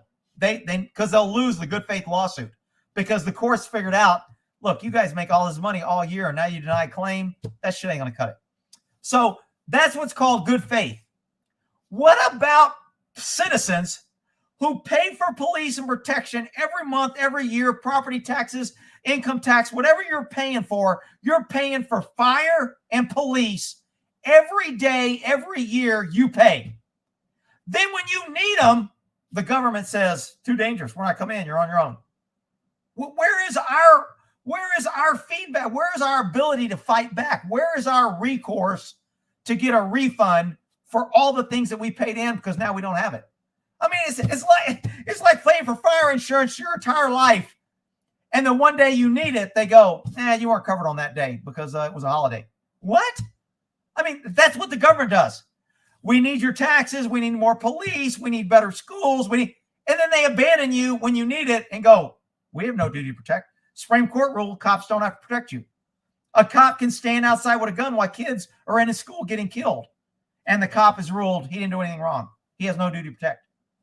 That case actually revolves around a woman who had a restraining order and called the police. And her husband came and took her kids. She called the police, said he took the kids in violation of restraining order. He's here. He said he's going to kill them. Help me. They go, we're busy. Come back in a couple hours. She came back in a couple of hours, says He still has my kids. He's going to kill them. I got a restraining order. Go get my kids. They go, we're busy. The restraining order, we're not going to go get them. The father killed her kids. Killed them. And that case went to trial. And you know what the court said? Sorry, lady. Husband killed your kids. Cops didn't do their job. They have no duty to protect. That piece of paper, and this is what I think court said, that restraining order does not obligate police to enforce or act on a restraining order. Just because you have one, there's nothing that says the police have to act on it. This is your government. This is how our government has gotten so out of control and so crazy. And we're still paying taxes out our ass, and we can't figure out what the hell's wrong with this country. It's just crazy. Anyway, I digress. What the hell was his question?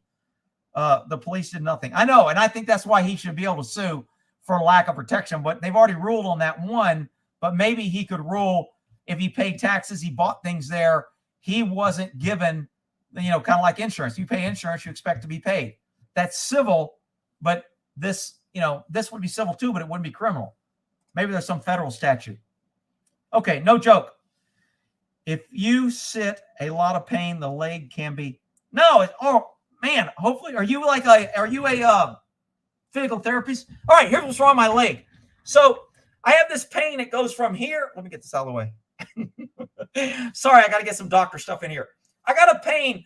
I go up and down the stairs, no problem. I can do my jumping jacks, no problem. But if I lift my leg to put my pants on, man, right here, I get this freaking shooting pain that goes right down here. And it's not a hernia because it's not up here. It's like right here. And man, it freaking hurts and I can't lift.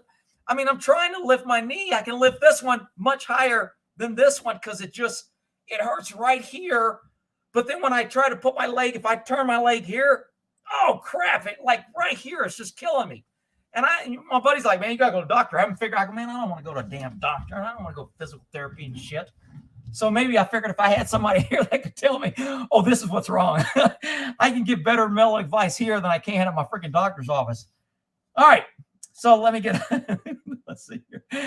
All right, where were we? No joke, pain. Yeah. And I have been sitting a lot, but it doesn't hurt when I walk or go up and down the stairs or do my jump. It does hurt when I do my push-ups when I get up because I have to put my legs in to get up and the pain increases there. So I don't know what the hell it is.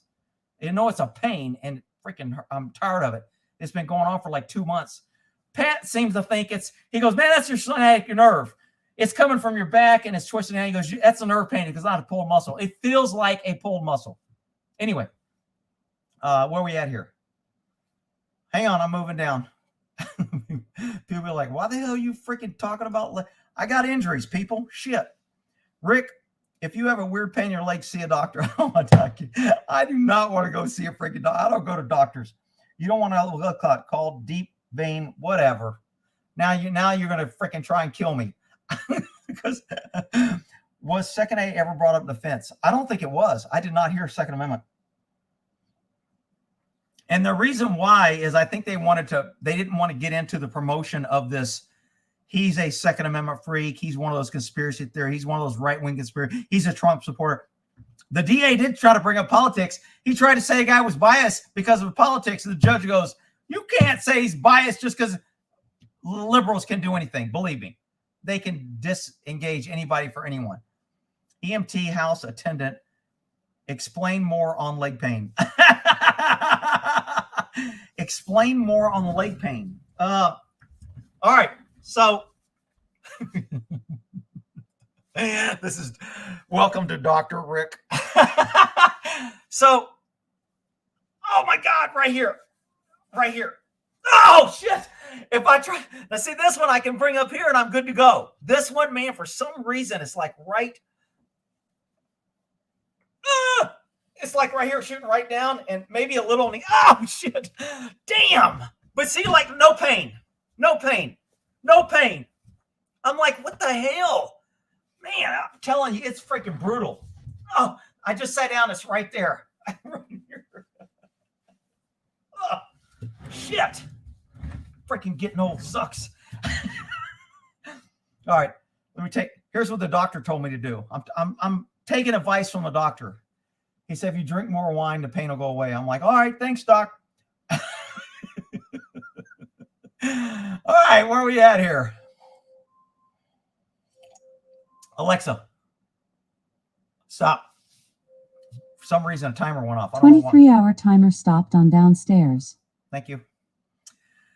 What about photograph stating prosecutor tried to get that? Now this is why this is a huge issue. I'm glad you brought this up. So a DA cannot be a witness to his own case. DAs are not supposed to interview people. I know they like to run around and kind of impress everybody like they're on TV and they're running around. You see all these attorneys on TV getting involved in investigations and taking statements and asking people questions and being all smart, coming in an interview room and taking a statement. Prosecutors cannot take statements, because if they take a statement, they're now a party to their crime that you can't prosecute a crime that you're a witness in. So they cannot take statements. When I was working child abduction, we had a big problem with our attorney on that. He would always want to get involved in this, and he would take calls from people, and he would get information, and he'd pass me notes. And I'm like, he'd go, oh man, you need to do a report on this. She told me this. I go, I ain't doing a report on that. If she told you that, you do report. Well, I can't write her. I can't be a witness. I go, then you shouldn't have talked to her. You should have told her to call me. I'm not doing a report because she told you something. Well, I just need you to write that she told me. I go, I guess I can say she told you, but I don't remember if I end up doing that or not. But it was a big problem because he would get too involved in the investigation. And you can't do that, because if you're a witness, the other side gets to call you and they get to cross-examine you. Can you see the defense calling the weasel to the stand and that weasel taking? Lawyers will never want to get on the stand, take an oath. If you see a lawyer raise his hand, you will see him go pale and he will be scared to death, because they make their living on lying and mistruths and misstating and rephrasing and manipulating shit. I mean, that's what they do. I mean, I always say law school teaches you how to lie legally. That's all it does. Because all lawyers I know just lie, and they're like, no, it's not lying. I misstated. I left out. So I kind of changed. It's not lying. Lying is you have to intentionally lie, and you got to prove that I intentionally lied. If I have no recollection, you can't prove it, so it's not a lie. I mean, it's just crazy. But this guy's going to walk in. This is not only witness intimidation. This is obstruction of justice and tampering with an investigation. He went in on another case that he was on because this kid knew this person, showed him his phone, showed him evidence of a picture. He identified the person. I mean, it was just crazy. He identified the person. You know this person? It's so-and-so. Then he acted like, we'll put that a pass, like it never happened. We'll never bring it up again. And then he goes, if I showed you this, would you know who this is? And the kid was like, yeah, you just told me it's so-and-so. He goes, okay. So now he can tell the investigator that was there, write a report that he identified this guy as his victim. And that's all they'll put in a report. And they'll think that's okay. And who will know that? Either the cop has to say, I ain't putting that in there. If the cop puts it in like the attorney says, the cop can't get on the stand later and say, yeah, I left out this. He's not going to do that. So you have two people conspiring to change an investigation, and neither one of them can admit to it, because then they'll both be guilty. And that's how you get corruption. That's why you have to, when you're a cop, you have to be able to stand up to the DA and go, you ain't telling me what to take out of my report, and you ain't telling me what to put in it. I'm putting in what I found, the facts, and the truth. My job is to get to the truth. I don't give a shit what you do with it afterwards, but I got to testify to it. I got to get on the stand and raise my hand. I ain't putting bullshit in my report. Done. And then I got the reputation of not being a team player. We can't get Rick to cooperate. Rick doesn't want to help us out on our trial. He's obstructing us when we're trying to get him to help us on a trial. He's an investigator. He's supposed to be working for us and helping us, and he doesn't want to help us. Those are all the things that I heard when I wouldn't play this bullshit. So, I mean, it is what it is. But what he did is, it would be like me going in and have a lineup of a rape victim. And this actually happened when PD I worked at. I don't remember if I told the story or not. So I go in, I show this lady a six-pack. We call it a six-pack. It's got 6 pictures of 6 suspects. And we know who the suspect is. We know it's this guy. And according to the law, we can't have this guy as number 1 or number 6. He can't be that. Because then all the defense attorneys had a shit fit. Well, you knew you put it as number 1 and she's more likely to pick that one. And you put it as the last one because you knew she'd like that. So we couldn't put it as number 1 or number 6. So we had to put it in one of the other spots on the 6-pack. And then the other people had to look almost just like him. I mean, it was almost impossible. I was working a case, and I had six packs. Sometimes, like, I know who the guy is, and I can't tell these guys apart. And we bring in a witness for them to ID it. Well, I didn't set up the six pack. Someone else, one of the detectives, set up the six pack. He gave it to me and goes, "Hey, man, the rape victim here, go in there and show her a six pack, see if she can pick out the suspect." I go, "Okay." So I walk in there. I got no bone in this fight. I'm not trying to talk right. I don't even care if she picks. I go in there and I say, "We have six people here. You give them the same. You have the sign on the back. That just because this person's in the picture doesn't mean that one of these people are the person. Don't feel obligated to pick anybody. We're going to show you a picture with six people. If you see somebody you recognize, point them out to us." So you have to read them this little legal disclaimer thing, and then you show them the pictures. And she looked at him.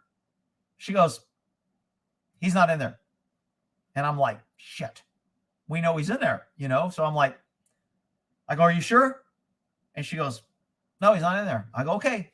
And I walk out, and the detective's like, "Did you pick him out?" I go, "No." He's like, "What?" I go, "I asked her twice. She said no." "Oh, bullshit. Give me that." He walks in the room with her, and within 5 minutes, he comes out. She picked him. I never got called to trial. My name was probably never put on a report. Nobody ever knew that I talked to her. Guaranteed. I can almost guarantee. I can't say for sure. I can almost guarantee nobody knows that I went in there and showed her that picture. I guarantee you, if the defense knew that, they would have called me. Said, "Dude, didn't she not pick him? But when he went in, she picked him." Who thinks, raise your hand if you think that detective went in and did exactly what I did. Do you recognize this person? And she picked him out. Who thinks that happened? Well, you're an idiot. Because that didn't happen, okay? If she couldn't pick it out when I showed it to her, the only reason she picked it out when he showed it to her is he pointed out or suggested or pointed or look where my thumb's at. You know, I've seen cops want to do that shit. Put their thumb. Look where my thumb's at. Does that refresh your recollection? I mean, it's just crazy. And you can't do that. It's wrong. It's illegal. I mean, I think it's bullshit that the six pack has to look so alike that I can't even tell as the investigator which one a bad guy is. I think that's bullshit. And I don't think a shy guy should get away because of that. But I'm not willing to do something that I'm not supposed to be doing in order to get the guy. I'm just not doing that. I mean, I wouldn't bad guy as much as anybody, but I wouldn't do that. But there's some cops that are like, "Hey, if I get a bagger off the road, I don't give a shit. It's minor. It's small. We know he did it. She knows he did it. She just couldn't pick him out with six pack. I'm helping her. The guy's in jail. What's the harm? What's the harm?" To me, the harm is integrity. We're supposed to be better than them. We're supposed to be the good guys. We're supposed to follow the rules. That's why the rule. That's what we tell everyone else to do. So anyway, I don't know how the hell I got on that shit. Oh, the testimony about, the photographs. That's a huge issue. I can almost guarantee you that the weasel, Binger, will not prosecute this case now. When the DA hears that on record, the defense attorney is going to object if Binger's the prosecutor. Say, "Your Honor, he interviewed my client," or "He didn't interview my client. He interviewed somebody that knew my client and tried to get a false ID without here, and he's the guy prosecuting. He's trying to get a conviction of his own case by going out there intimidating witnesses." So, and he goes, "I plan on calling him as a witness on what he did to this witness. I want to call him as part of my defense." And the judge is going to be like, "I think you're entitled to call him. And if you're calling him as a witness, he can't prosecute." I can almost guarantee you he's not going to prosecute that case. But we'll see. All right. Sorry, I got to get long-winded when I talk about shit. All right, Rick, do you deal Kyle? Is that supposed to be Phil? Kyle has good grounds for an appeal based on his. Now, you know what? Lack of representation is kind of, you just can't say that I don't think I got a good defense because they would have tons of them. You've got to be pretty specific if you want to get an appeal based on lack of representation. You have to show certain things. You have to have, first of all, another attorney that's willing to say, "Look, you didn't get a good defense. They failed to do this. They failed to do that. By law, they were supposed to do that. They didn't do that. They missed 14 objections that were clearly beyond the scope of any reasonable freaking examination." So there would have to be an attorney that would put together all the things that they failed to do in order to try for an appeal for lack of defense. I forgot what the term. It's not coming to my head on. Kyle was 17 when this happened. Why wasn't the trial in juvenile court? Isn't that funny? I mean, this is typical government. Great question. You juvenile, you charge him with having a gun because he's not an adult. Then you prosecute him in an adult trial because he's not a juvenile, because he committed a crime that should be charged as an adult. Where is the freaking logic in that shit? You charge him as a juvenile because he can't handle the gun, and that's one of the charges. Yet you put him in a courtroom for adults because his crime was an adult nature, and he knew, therefore he's not being tried as juvenile, because the courts can charge juveniles as adults if the crime is heinous or whatever the terms they're using nowadays to get it advanced to adult. So, I mean, look, if a juvenile who's 17 goes and shoots up a school, they're going to charge him as an adult. Because when you get charged as a juvenile, everybody knows it's a joke. Your records get sealed. Nothing follows you around for the rest of your life. You can only stay in jail until you're like 21. So the most you can get for 3 years of killing somebody. So, I mean, most people know that's in a system that juvenile trial is a freaking joke. I mean, we have people going through, all these adult criminals have huge juvenile records, you know, from when they were 13, 14, arrest, rape. I mean, I've had 14-year-olds with juvenile records for rape, aggravated assault, breaking in, entering, forcible rape. I mean, just all kind of shit. And you know what? None of it's ever allowed. It's done.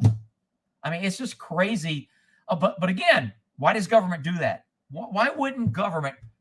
Rick, answer is this, Batman. Why wouldn't government want to get these people in the system and get rid of them? Because it promotes the system.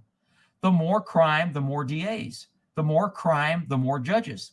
The more crime, the more courtrooms. The more courtrooms, the more taxes. The more government gets to grow. The more government employees, the more government votes for more government.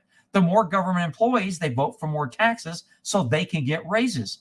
Government employees rarely vote against government. I voted against government. Everybody goes, man, you were a cop. You didn't vote for. I was always against big government. I was always against that fucking bullshit, even though it benefited me, because I think I have integrity and ethics that I'm not going to vote for something that's bad for everybody just because it benefits me. That's bullshit, in my opinion. Some of you may think that's smart, and I've been told I was stupid for not doing it, but whatever. What's going on with the leg rec? Get that looked at by a professional. I ain't going to the damn doctor. I'm going to go ride my horse, see if that fixes it. All right. What's the difference between a judge declaring a mistrial and a mistrial? Oh, I think I already covered that. I went back. Mistrial with prejudice means he basically spanking the prosecution and saying, you can't charge him again. You're done. It's your fault. Let's see. Sciatica sucks. See, that's what somebody said. That's what it is. I don't know if it is. You don't have it, Rick. Nerve pain from your butt down your leg. Yeah, okay. See a doctor. I ain't going to a doctor for that shit. I guarantee you I ran into something. I'm always bumping and dropping and tripping and falling. And, you know, I did something. I pulled something, and it's going to go away in probably, a few months. I think I've had it for going on 2 months now.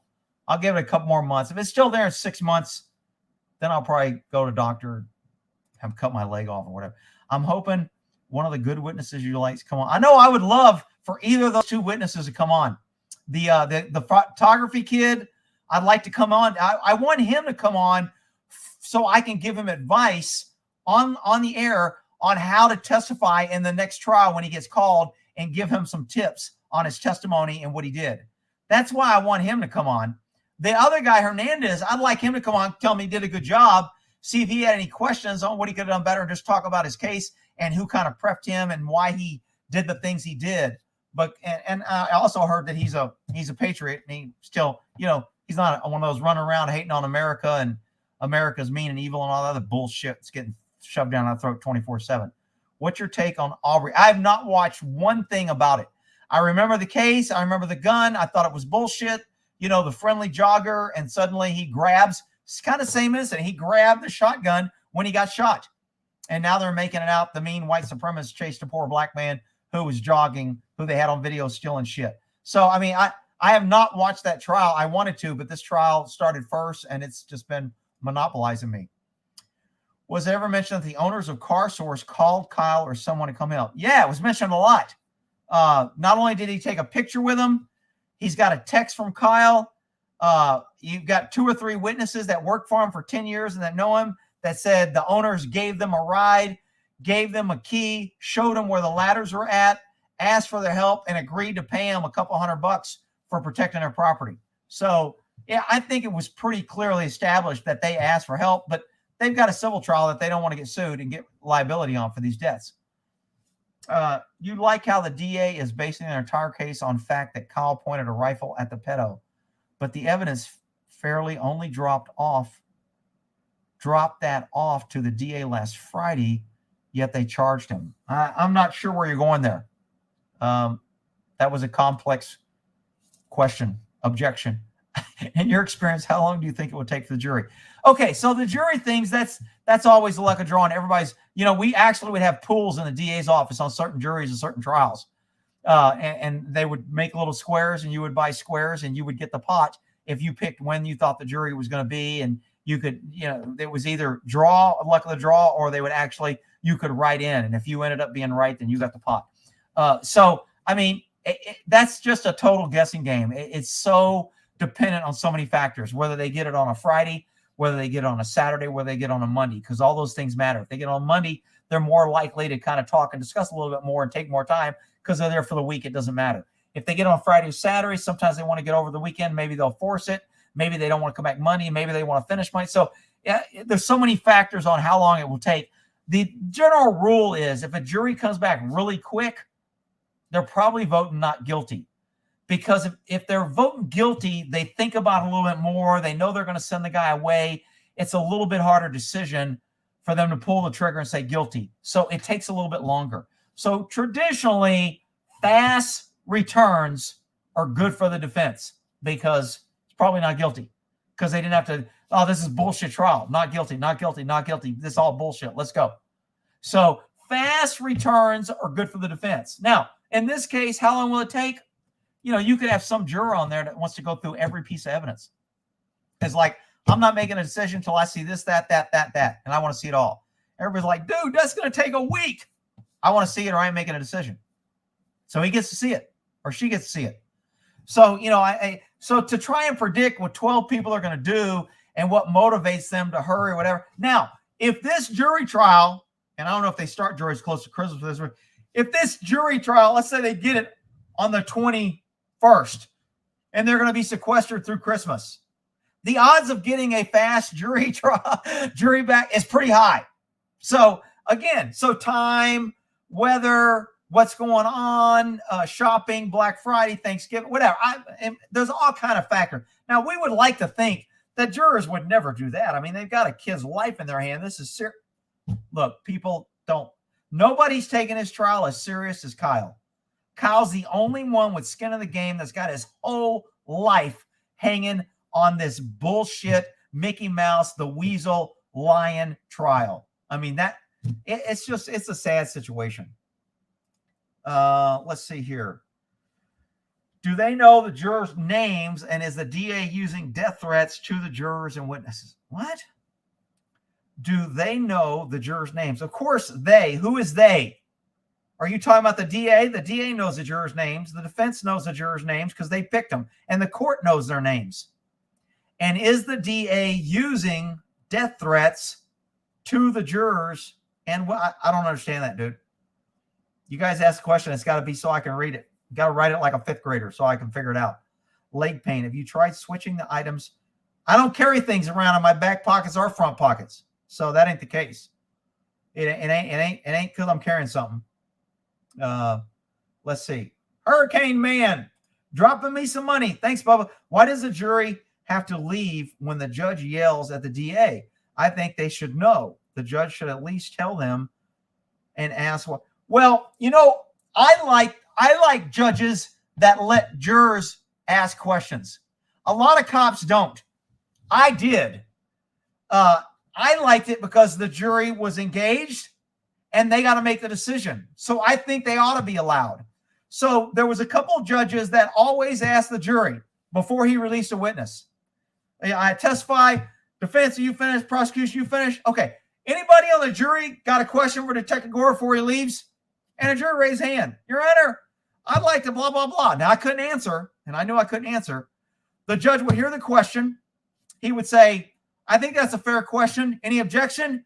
He would let neither one of them object because the jury would get pissed off at him if they objected to the question. So neither one would object, and he'd say, okay, Detective Gore, go ahead and answer. And I'd go into this dissertation, and I'd answer their question. And inevitably, I'd piss somebody off. Whoever I was on the other side would be pissed at me. So, but I like when the jury gets to ask questions. I think they should be allowed, every witness, because the prosecution and defense will never ask half the shit. Now, the problem is in these little sneaky pretrial shit where they've agreed not to talk about this and not talk about that. If one of the juries asks one of those questions, now we got to tell them, we've already discussed that, and the witness is not allowed to answer that. Even that answer, I think, is good for the jury because they should know. Why wouldn't we be allowed to know this? Why are they keeping this? See, jurors have no idea what pawns they are in this chess game.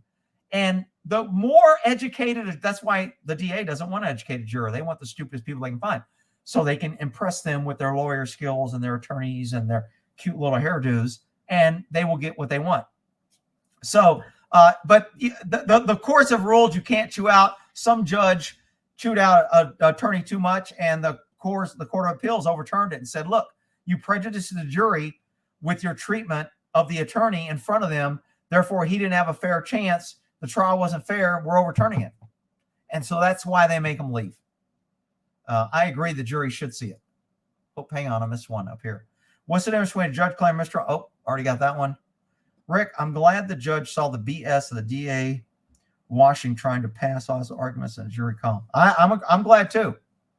Rick, I think the person meant, why was one of the jury asked to step down when he told a joke? Oh, if that's a question, I can answer that. So the reason they kicked him off the jury, and the judge said, is he showed poor judgment making jokes about someone getting shot and killed when he is the trier of fact, or the decider of fact, or decider of a guilty verdict or not guilty verdict of someone's life, and you're making jokes about someone else getting killed and losing their life. That's not good judgment. You're probably not taking this seriously. I don't think it's fair to the defendant to have you on here if you think that taking someone's life is so funny that you can make jokes about it in the middle of a trial where somebody took somebody's life. I think that was the theory behind the judge. Now, I don't know. We don't know. But from what he said and the joke, I'm thinking that's what happened. So that's my take. I'll stick by it. Why didn't a state or defense call Zemeckis to the stand? I'm not sure who he is. I heard his name. And why is the pistol he suddenly reported stolen? Oh, that's the dude that lost the pistol. Yeah, that's a common ploy by all criminals. If you have evidence and you're going to hurt somebody that you like, or it's going to help the government, you say you lost it. So, I mean, I told my nephew that they wanted to come get his BB gun or his 22. Somebody complained that it was a shot, and he had a 22. And they said that he probably shot it. Even though they didn't see him and he didn't do it, he wasn't even there. He was in the military at the time, came back. And he called me and goes, dude, man, they want to take my gun and test it. I go, fuck them. Don't give them your gun. Tell them you ain't got it, or you lend it to somebody. I said, drive that stuff to me. I'll keep it. Tell them I got it. They can call me. And he's kind of, I don't want to rock the boat. So the detective was able to manipulate him and took his gun to go get it tested. Well, 6 months later, he's calling me, man, they won't get my gun back. Uncle Rick, what should I do? I go, that's fucking bullshit. They got to give you your gun. I said, you need to call. And I can't remember if I ended up making a call or whatever, but he ended up getting his gun back a week or so later. But it was just bullshit. And they were like, once we got your gun, screw you, you're a piece of shit. And that's why he shouldn't have gave it to him. If you want it, go get a freaking search warrant and you can have it. All you got to do is go get a search warrant. That it's that important. Come back with a search warrant. It says, we need your gun, and I'll give it to you. Perfect. So let's see. Shit, my screen's flying by. Do you think the judge is even more pissed the DA sent him the email regarding? I don't know how much he knew him. The DA sent a guard saying, knowing me, that's kind of a big deal. But this is the key. Does the defense want to make it a big deal? See, the judge can be pissed off about this, but he's going to turn around to the defense and go, there is a juror that knows the DA. You have options. You can request a mistrial because that juror has been with the other jurors. You can ask that I dismiss that juror, or you can ignore it and let it go. So, and that's how that'll be handled. So whatever happens will be what the defense wants to happen, because that information affects the defense. Doesn't necessarily affect the judge. He doesn't care if he knows them. It can't affect the defense, though. And some people are saying, well, this is good or bad. Well, it can be good or bad. If this guy was his attorney and he fucked him over, it could be good for the defense because he doesn't like him as a prosecutor. If he was his attorney and he did some sneaky illegal shit to get his client off, the client may know that he's a weasel. And even though it wasn't a weasel, it was Java. He may know that he's a weasel and may not like him. But it could hurt him if he really helped him and got him in a big jam and he feels like he owes him. Now he's more apt to help him. So is it good or bad? We don't know. There's too many unknowns. Safe thing, I'd boot him. Me personally, he's gone. He needs to go. He needs to go, and I want the DA censored for not telling us and allowing this, and I'm going to file a complaint with the bar. How about that? I mean, that the DA should have known that he did that. But here's what the DA is going to say. I've worked with attorneys too long to know their freaking game and scam. The DA is going to say, man, I've tried so many cases. His name didn't ring a bell. It was a small trial. It was insignificant. I don't even remember what I did. I mean, I have to go pull the case to even remember it. And the fact that he remembers me, I don't remember him. I would never remember. I have no recollection of him, and I have no recollection of ever defending him. So now we negate all fault on the poor DA that doesn't remember anything. Prove it. Prove that he knew and he can remember. You can't. So like I said, lawyers know how to lie. Why do you think the defense thought to get data analysis expert but didn't bring a self? Yeah, I covered this earlier. I think they agreed before the trial that they would not have self-defense experts, which I think is a mistake. If the defense agreed to that, that's a mistake because this is a clear-cut self-defense case. They needed somebody like me going in there saying, this is what's required for deadly force. Anything, any impact weapon, hand, fist, foot, knee, anything that can cause serious bodily injury and or death, including a knee to the head, a kick to the head, a elbow to the head, a elbow to the throat, kicking somebody in the groin. Anything that could cause serious bodily injury and or death justifies deadly force. Therefore, anybody that uses deadly force when any of those things happen to them is clearly justified by Graham versus Carter, whatever. I'd cite out a bunch of cases or whatever and give specifics. And, you know, when I was working, I was always saying those cases and reading them and quoting them, so I knew them. And now I'm kind of out of practice because I don't do it every day. But the cases are there. It's very simple. This is a clear-cut case of self-defense. He was clearly justified in defending himself. No one ever loses the right to defend himself, period. You may have to justify why you didn't take other actions, but you always have the right to preserve your life. No law requires you to walk into danger and not run, flee, or stop anybody from trying to kill you. There's no law that does that. They may convince you that if you do it, you'll get charged, but there's no law that prevents you from doing it. So he didn't do anything. But, you know, if and buts coconuts. Kenosha DA just named DA. No freaking way. Dude, you got to be killing. There ain't no damn way that's true. If you're bullshitting me and putting out fake news, I'm going to block your ass. I hate when people make me look shit up and it's freaking bullshit. DA of year for, is it Wisconsin or Kenosha? County DA Mike Gravely received District Attorney of the Year. No, Mike Gravely is the DA. He is not the weasel. The weasel is Thomas Binger. That's the weasel. DA Mike Gravely is the elected DA of that county. He is the weasel's boss. if I remember that. So that was misinformation. Kenosha. Oh, I'm sorry. He did say Kenosha DA. I misread it. I'm sorry. I apologize, Peter. He is correct. Kenosha DA. Kenosha County DA Mike Gravely. Attorney of the Year. So he got it, not Binger. All right. So I was wrong. I know everybody's here. Rick, you didn't read it. You don't know what you're talking about. That's bullshit. You said he was. I guys caught it. I was wrong. Don't be having a shit fit on me. All right. Kyle was going to have Robert Barnes and the behavior panel free of charge for jury selection. Dude, positive PR, but somebody controlling families' choices. Wow. I've heard that from a few sources. If that's true, that was a big error because picking a jury is almost as critical as your case. If you allow shitty people on your jury, doesn't matter how good of a case or defense you put up, it doesn't matter. Picking a jury is a big deal, and you get better at it with the more experience you get, and you always want more experience doing it.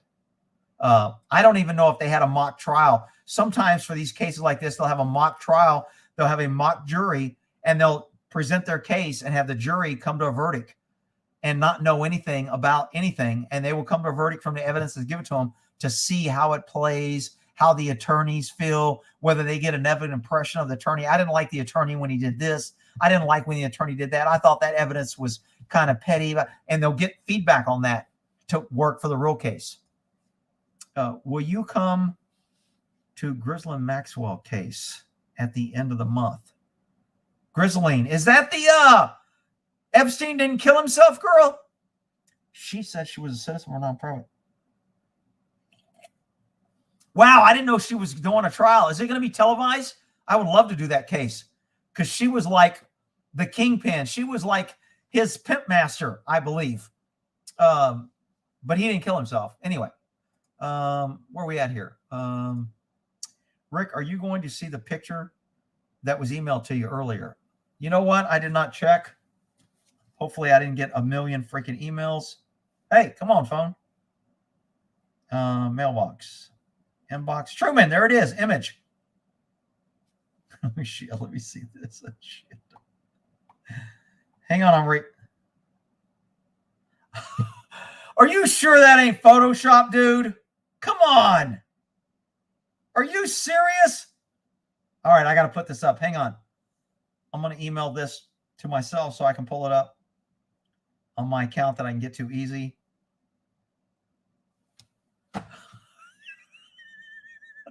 Oh my God, you guys are going to shit your pants when you see this.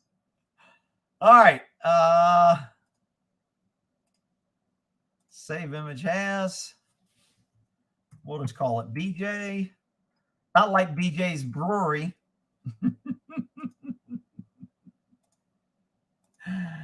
All righty. Let's see what we got here. So here is the photo. Oh, shit. You guys ain't seeing it. Sorry. So here's the photo that was emailed. Oh, shit. It's right here, too. How do I move that shit? I can't roll it up. It does appear that this guy is getting head.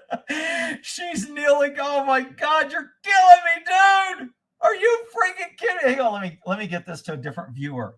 Let me see if I can open this. Don't save. Let me open with photos. Okay, because I can zoom in. Okay. Look, I don't know if this part right here is the actual oh, maybe it is. It is. Shit. So here's the helmet. Here's the blowjob. Here's a close-up.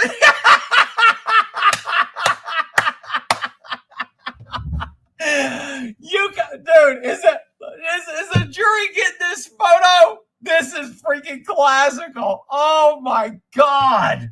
Are you kidding me? What a great catch. See, I've seen this shot I don't know how many times, and I'm always looking at the guys and Kyle, and I have never looked in the background way over here to see a dude getting it. This shit is freaking classical, people. This trial is nothing. This just makes this trial the perfect freaking crazy case. Are you kidding me? I recognize that gay blowjob. How do you know it's a guy giving a guy? I mean, that girl has a beard. What? Oh my God, I think you're right. Oh my God, are you serious? That girl does have a beard. Oh my God. What the hell? Okay, so when I blew this up, am I getting extra pixels? I don't think I am.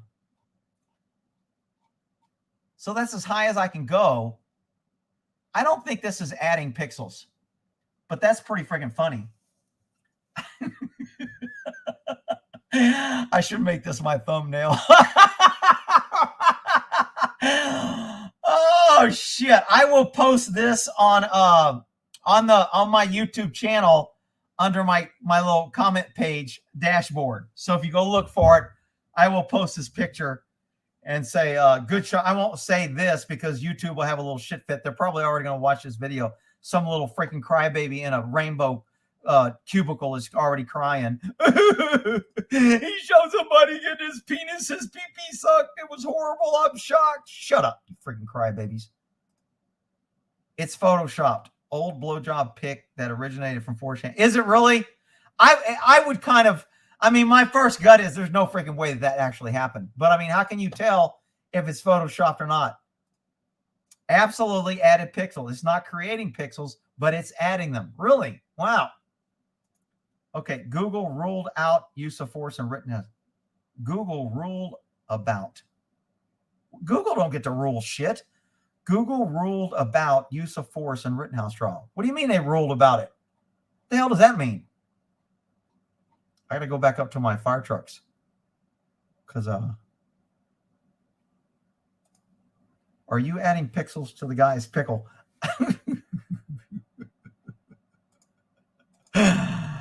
Rick, use of force testimony was limited pre-trial due to prosecution arguing it applies to police force only. That's bullshit. What? How does that apply to? I can't believe they let that go. That's probably an appealable offense. They may appeal on that. I can't believe that passed. That's crazy.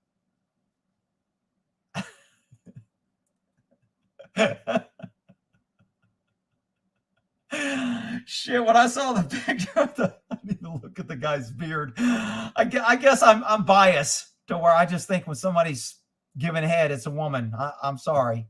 It's my sexism coming out. Jesus Christ, man. Freaking crazy world. All right, photoshopped. Sheesh. Yeah, like everyone else is supposed to know that. I love all the experts that come online and they immediately become experts, and everyone else is stupid except them because they're so smart. Wow. You should have known that was Photoshop. That's easy. Everybody should know that. I'm really smart. Wow, Brian. Brian's smart. He could. The weasel's looking for a sidekick, Brian. All righty. I'm still looking.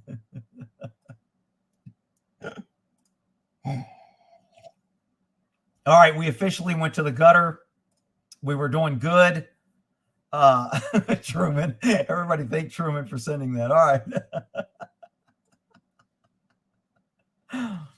All right, gotta be Photoshop. I mean, that's kind of a reasonable conclusion. I kind of hate the Photoshop thing because every photo now, if it goes against someone's personal narrative, that's their new thing. It's kind of like Black Lives Matter can call everybody a racist if you don't agree with them. Well, now, if you don't agree with any photo, all you have to do is yell, it's Photoshop. That's bullshit. It's Photoshop. It's Photoshop. It's Photoshop.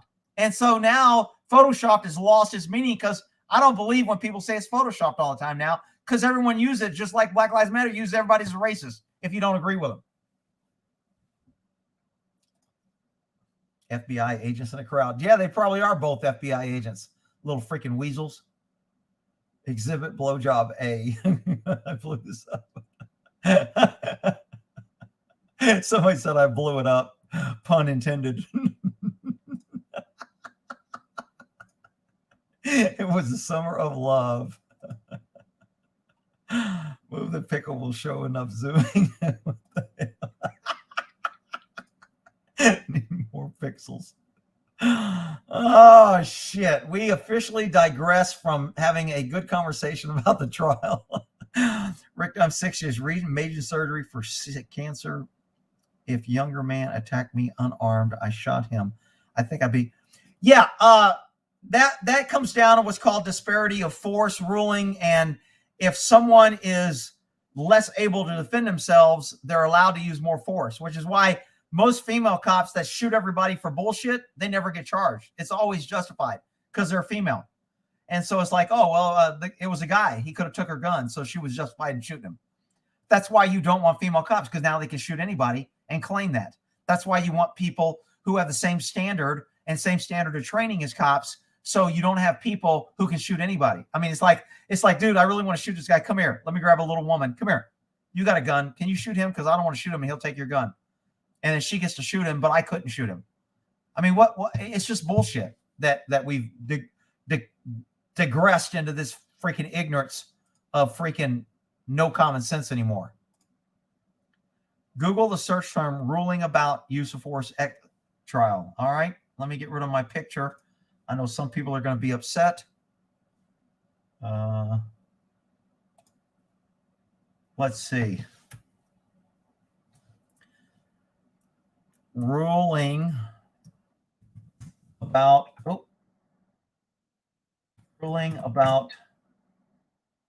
use of force,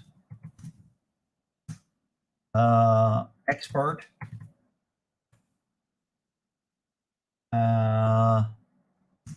in Rittenhouse. Defense use or expert will be allowed in Rittenhouse trial. This says it will be.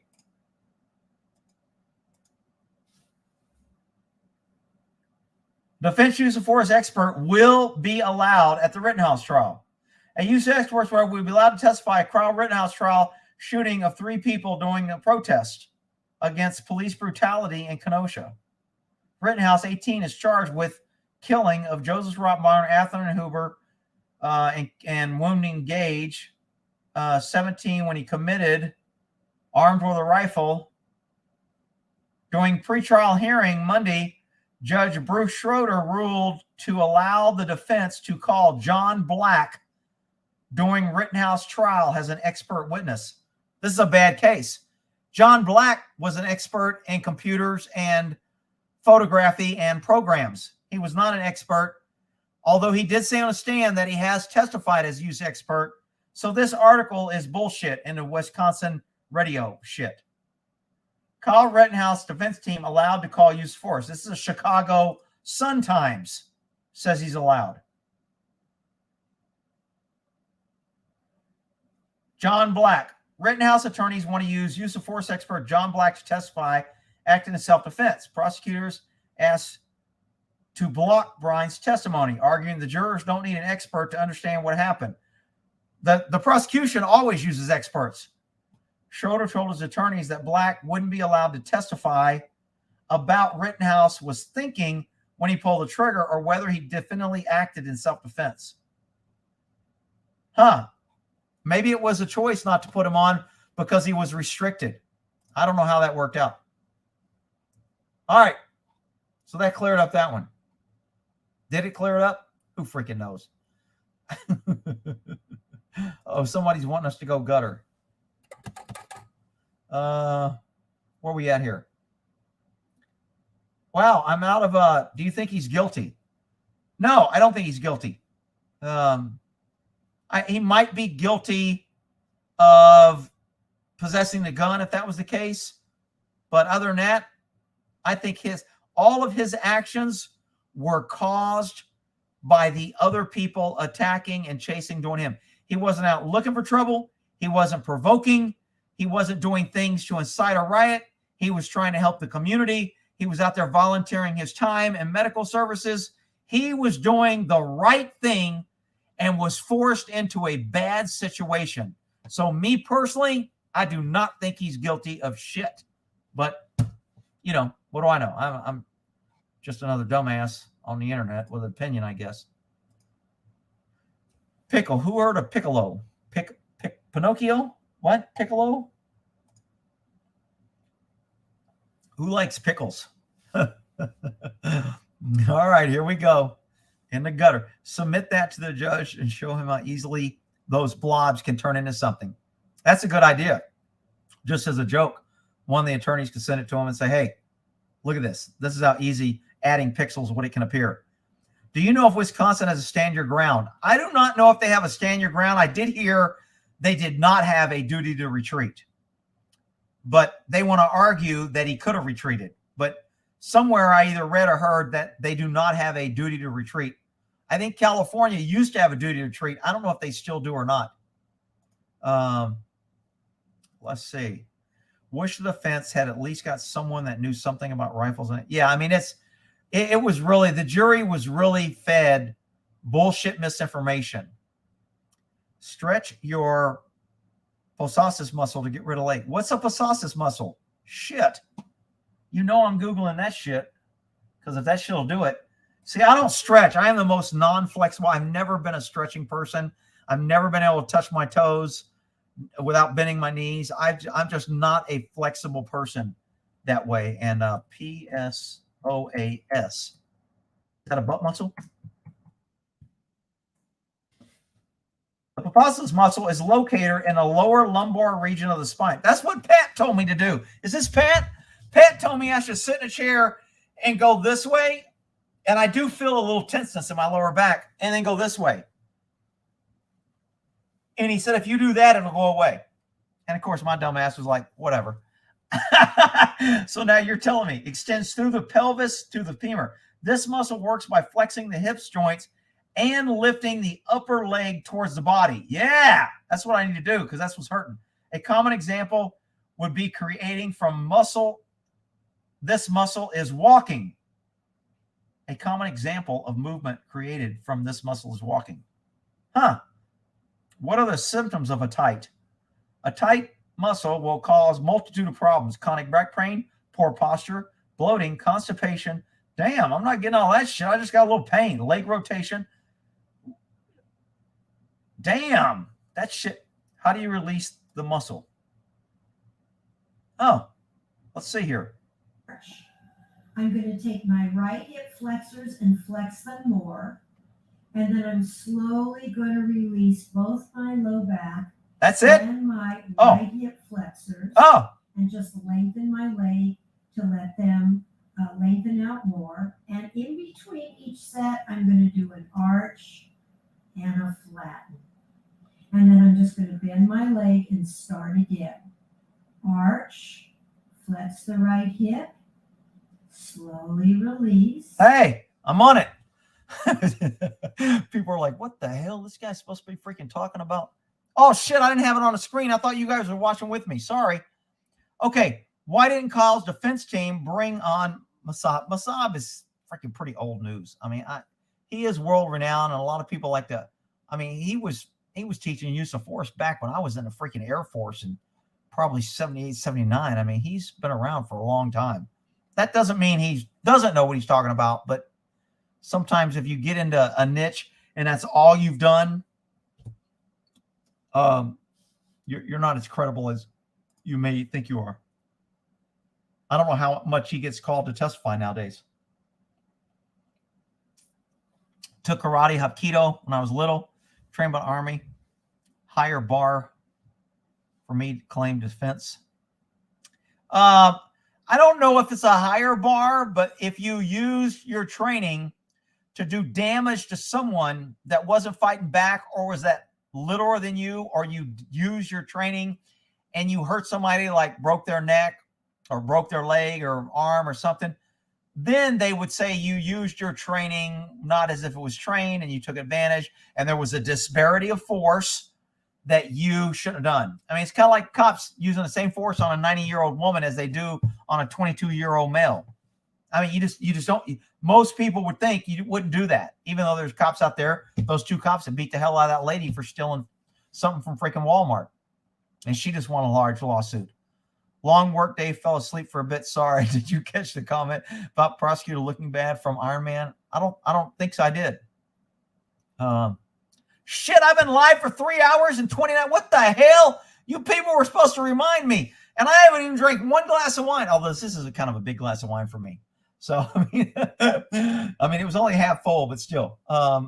Let's see here. All right, we got to end a sucker, people.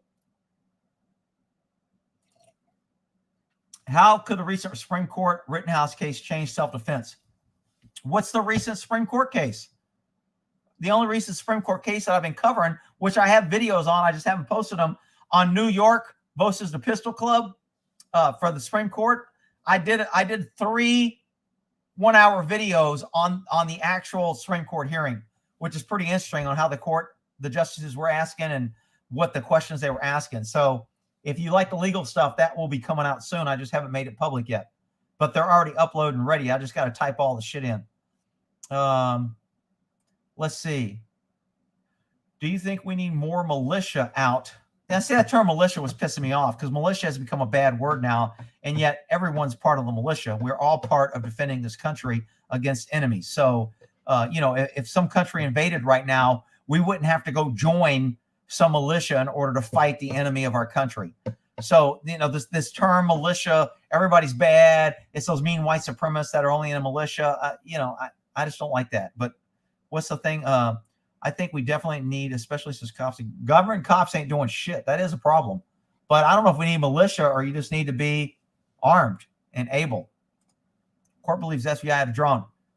I believe they had a drone. Shit. Well, I think they're using drones over here as much as they were in Afghanistan.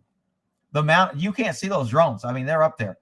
I wish we had people, all the First Amendment auditors, we need some drone auditors that are always scanning the skies for drones. There has to be some cameras or something that can pick those up.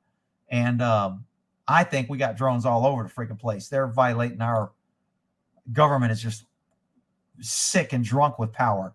Why has no one asked the FBI had drone footage? I'm not asking because I think they're all around. I mean, maybe you call it the black helicopter theory. They don't need black helicopters. They got drones now. Well, the fact the jury heard the prosecutor try to get the witness to change testimony help Kyle. It could. I mean, they kind of turned it around and they made the guy look kind of weak and they may have written it off and not found him credible. But, anything that could make the jury say, I don't like one or the other, which is why the judge doesn't want to chew him out in front of the jury.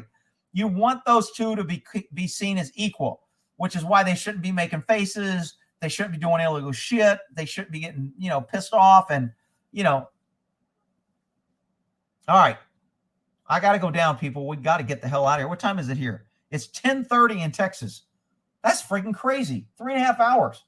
I still got 1,600 people here. The people that came that haven't come first time, welcome and thank you. Hope you come back. We usually have pretty fun. It's usually not so just legal. I usually slide in legal and crazy cop stories in the middle of all the shit. But Rick trying to be a stunt cock with all that sport fucking, what the hell? Really, dude? Will the Weasel haircut catch on? Somebody told me that haircut is actually called the Weasel. If that's true, that's some funny shit. You know what? I'm Googling that shit right now. You guys can watch this. If that freaking haircut is actually called the Weasel, that is ironic that I called him a freaking weasel and he's actually, that's haircut. Oh, what haircut is the Weasel? Silver Weasel ideas for me. No, there's not a weasel haircut. Hey, look, there's the DA. Actually, he's cuter. I'm trying not to give weasels a bad name. That's the DA, little Binger, looking for something to steal and rob, looking for something to ruin someone else's day so he doesn't have to work hard. Anyway, there was a picture of a weasel on a bird's back. I thought it was from Australia. That was a pretty badass picture. Let me see if I can pull that back up because that was a freaking cool picture. Weasel on bird. Somebody's going to yell it's Photoshop. Ready? Right here. Check that shit out. Did that weasel just grab that bird and try to tackle it? This is from, oh, it says Photoshop right here. Woodpecker Photoshop have begun. What? This weasel's got this freaking pelican by the face. You can't put nothing past a weasel, man. If you give him one, once to look at him, he got this little bird. He's carrying away a weasel. Killed a little bird. This is the DA. This ought to be Kenosha's DA like little emblem they wear on their sleeve right here. And we can put like pesky citizen on the bird, and we'll just put government on the weasel. How about that? All right. I gotta get the hell out of here. All righty. Y'all have a good one. Hey, thanks for coming. I'm not gonna do any song. I'm just gonna call it a night.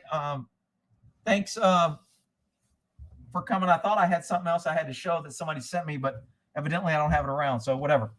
Y'all have a great night. Hope everybody got something out of it. We'll see what happens Monday. Here's what I think is going to happen Monday, or what they said is going to happen and what I think is going to happen. They're going to meet with the attorneys, maybe discuss this jury thing, deal with that, whether they're going to kick somebody off or not. Then they're going to prepare for the closing arguments. I don't know what time they'll start their closing arguments. The judge already said they get 2 hours max, right? I think that was what his time was. Was it 2.5 or was it 2? I thought it was 2 hours max. So now the DA, remember, the government always has the advantage. They get to sit next to the jury. They get to prosecute. They get last closings. So they always have the advantage. So they get to give a closing arguments. The defense gets to respond to their closing argument. Then the defense or the prosecution gets a second bite at the apple and gets to come back a second time and readdress the jury. So they get to talk to the jury last.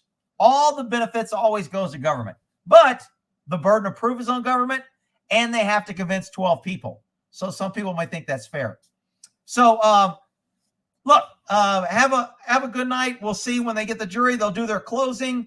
If the closing are 3 hours, I'll probably play it at 1.5 times speed again just to get through it. Closing arguments really isn't evidence. Basically, it's the same bullshit you heard in open arguments. You just make up a bunch of shit. The attorneys get to tell a story. They try to convince you. They try to connect the dots, and they usually get very long-winded, and they lose the jurors. They lose everybody, and they get finished, and they think they did such a great job. And I'm sitting there as a cop going, Jesus Christ, dude, I thought you'd never shut the fuck up. What's, and they're like, man, I didn't go that long. I could have went more.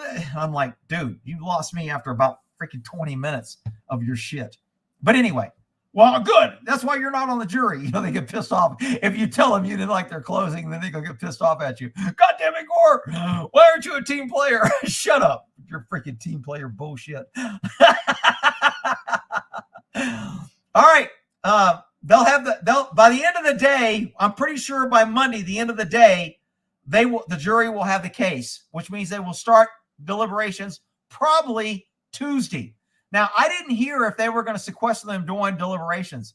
I don't think they are, but they may. If they do, it forces juries to hear the case quicker. If the jury knows once you start, you don't leave, they'll stay all night. Now, a lot of times during jury deliberations, everybody has to be ready. The families have to be ready. The defense and prosecution has to be ready. Court reporter, judge, everybody's on standby when the jury's out. Because when they get the call, we have a verdict within 30 to 45 minutes. They want to be in the courtroom dealing with it. So everyone has to be ready in 30 to 45 minutes. So the jury, if they're told, you're going to get the case tonight, and they go, we want to start deliberations tonight. They may finish like at 3:30 in the afternoon. And they go, you can start for a couple hours if you want to, or you can go home and start tomorrow. Most of them will be like, let's start tonight and get it done. And they can stay all night. They can stay till 7. They get to stay as long as they want. And as long as they want, the bailiff stays, and it's their freaking room. If they want to stay all night, they can stay all freaking night. And until they get a verdict. Most of them get tired. They shut down, maybe 6-ish, and they come back the next night. If they think they're not even close, they'll leave at 4. But if they hang around till 5, 5:30, 6, 6:30, they're getting close to agreement, or they wouldn't be hanging around. They're like, okay, we're pretty close. We only got to change a couple, so they'll hang around. So if they're leaving like at 4, we're not anywhere close, then you know it's going to probably be another full day the next day. So those are kind of indicators that we may get, but we're not going to know much. If I'm around when the verdict comes out, I will go live and we'll try to cover the verdict when it comes out. And but other than that, y'all have a good night. Thanks for coming.